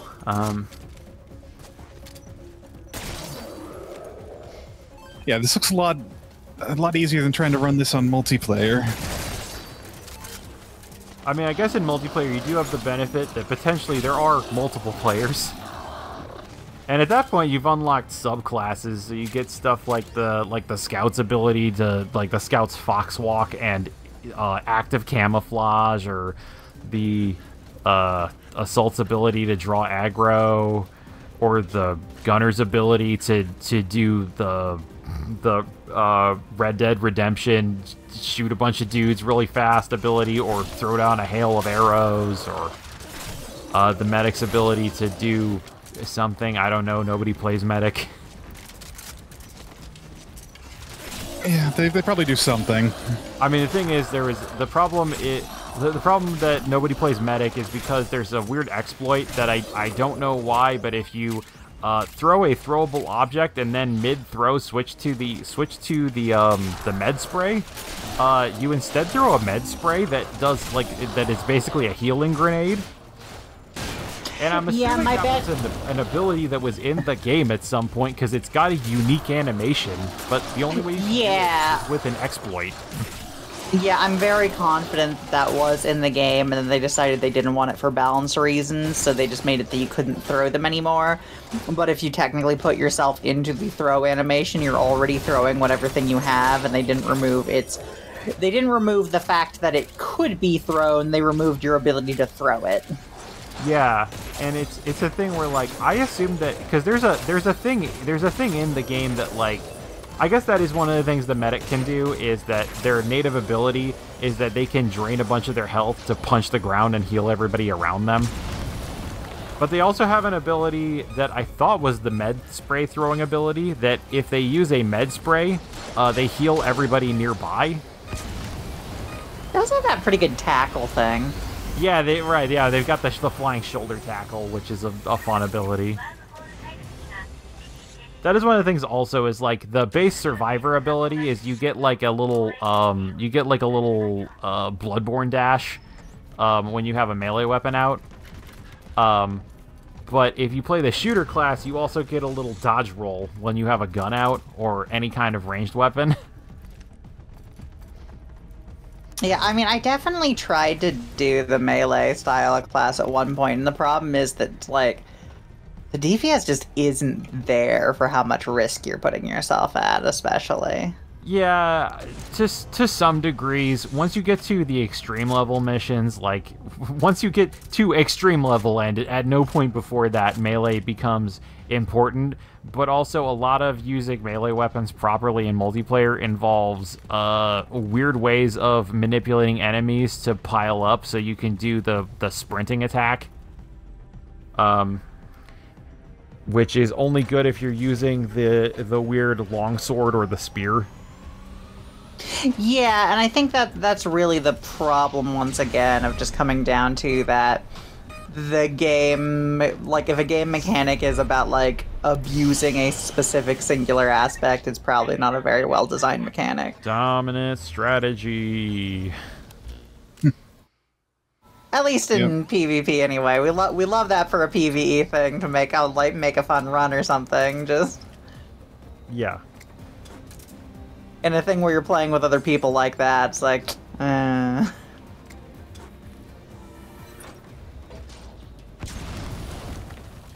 An unnecessary grenade there. I just didn't want to have to think about those guys running down that long ramp. Overhead, a bomber spawns at the top of that ramp afterwards and runs even slower.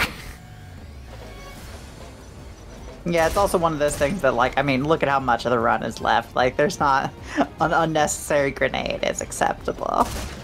Yeah, I had a couple left, and what are they there for except to throw and blow up like 3 zombies? It's a solid proportion. But yeah, while we're here, I'd like to shout out the Metal Gear speedrunning community.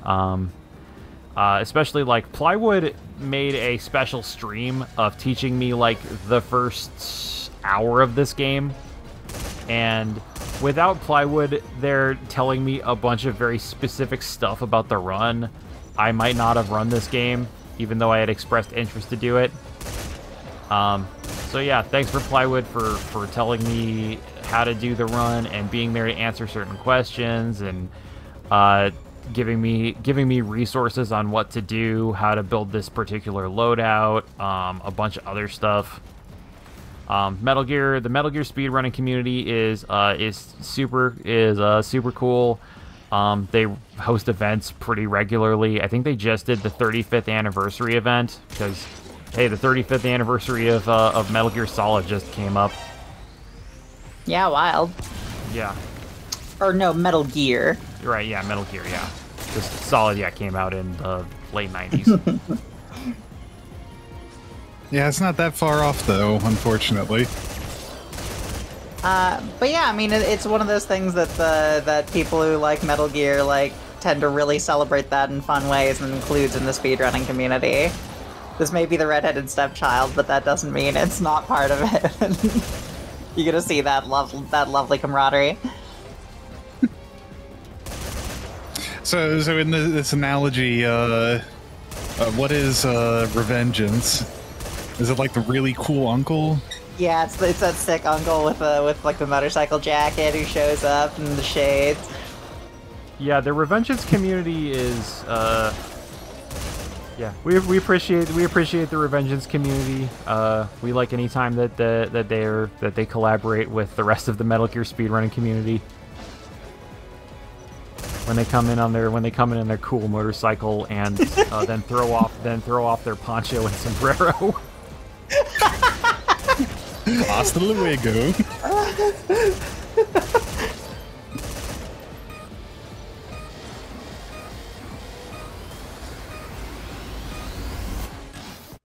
Anyway, we have enough Iris energy now to start up the wormhole transporter and lure in the Lord of Dust. So we just got to get back to our base camp now and build the Archaea blade trap that Dan has meticulously set up. Interesting to note, in New Game, you have to do 2 away missions to actually build the Archaea blade trap because it requires concrete, which is a resource that is difficult to find, and if you want to craft it, it requires rocks, which for some reason are a resource you can't get. You have to do an away mission to get rocks.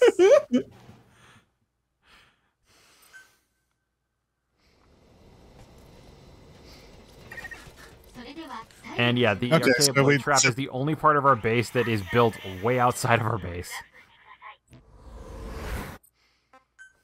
And now it's time for the final boss battle, right? Yep, time for the final boss battle. Let's go spin up the wormhole transporter.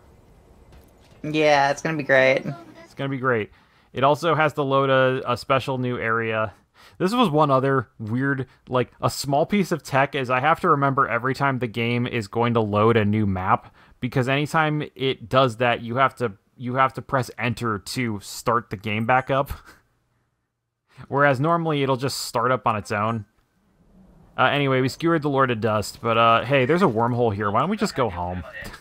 No, yeah, that's true. You know, everybody else here, I mean, we've got a pretty capable thing. We got Reeve, we got Nicholas, we got Dan. You know, members of the Charon Corps, members of XOF. They're fine. They got it. They've got this, yeah. They'll take it easy now. Yeah, it's fine. It's fine. Listen, you've already done so much work. Like, yeah. Yeah, we've done so much work. Like, hey, it's not just us. It's a team, you know. It's a team, and you know, yeah. Look, they'll be fine. They'll be fine. Those were intentional explosions. Listen, they're with the Lord now. The Lord of Dust. Exactly. They're part of the Lord. And for some reason, when we took the wormhole home, we got a completely new set of clothes. Because we have to look like the random soldiers that you bump into in the desert. Yeah, the weird burnt out ones of anyway, old this Mother is where Base. Those soldiers come from. This is what else ties it back into Metal Gear Solid 5. Yeah, the canonical bad end of being one of those like burnt out soldiers in Militares Sans Frontieres outfit. Yeah, it's that in the wormhole transporter. Oh yeah, also we sent Chris back home. Turns out Chris was Good Luck, and we sent him back home with all the data we got. And so Good Luck invents all the rest of the nanomachine stuff and sends us into an endless cycle of wars for no particular purpose. Yeah, sure love being stuck in an ontological paradox. Yeah, it's but hey, we killed Senator Armstrong. No man is free to fight his own wars. For whatever that means. But yeah, again, thank you for viewing the submission. I hope that you'll take the time to put this into the Big Bad Game-a-thon and have us here to talk about this particularly big bad game.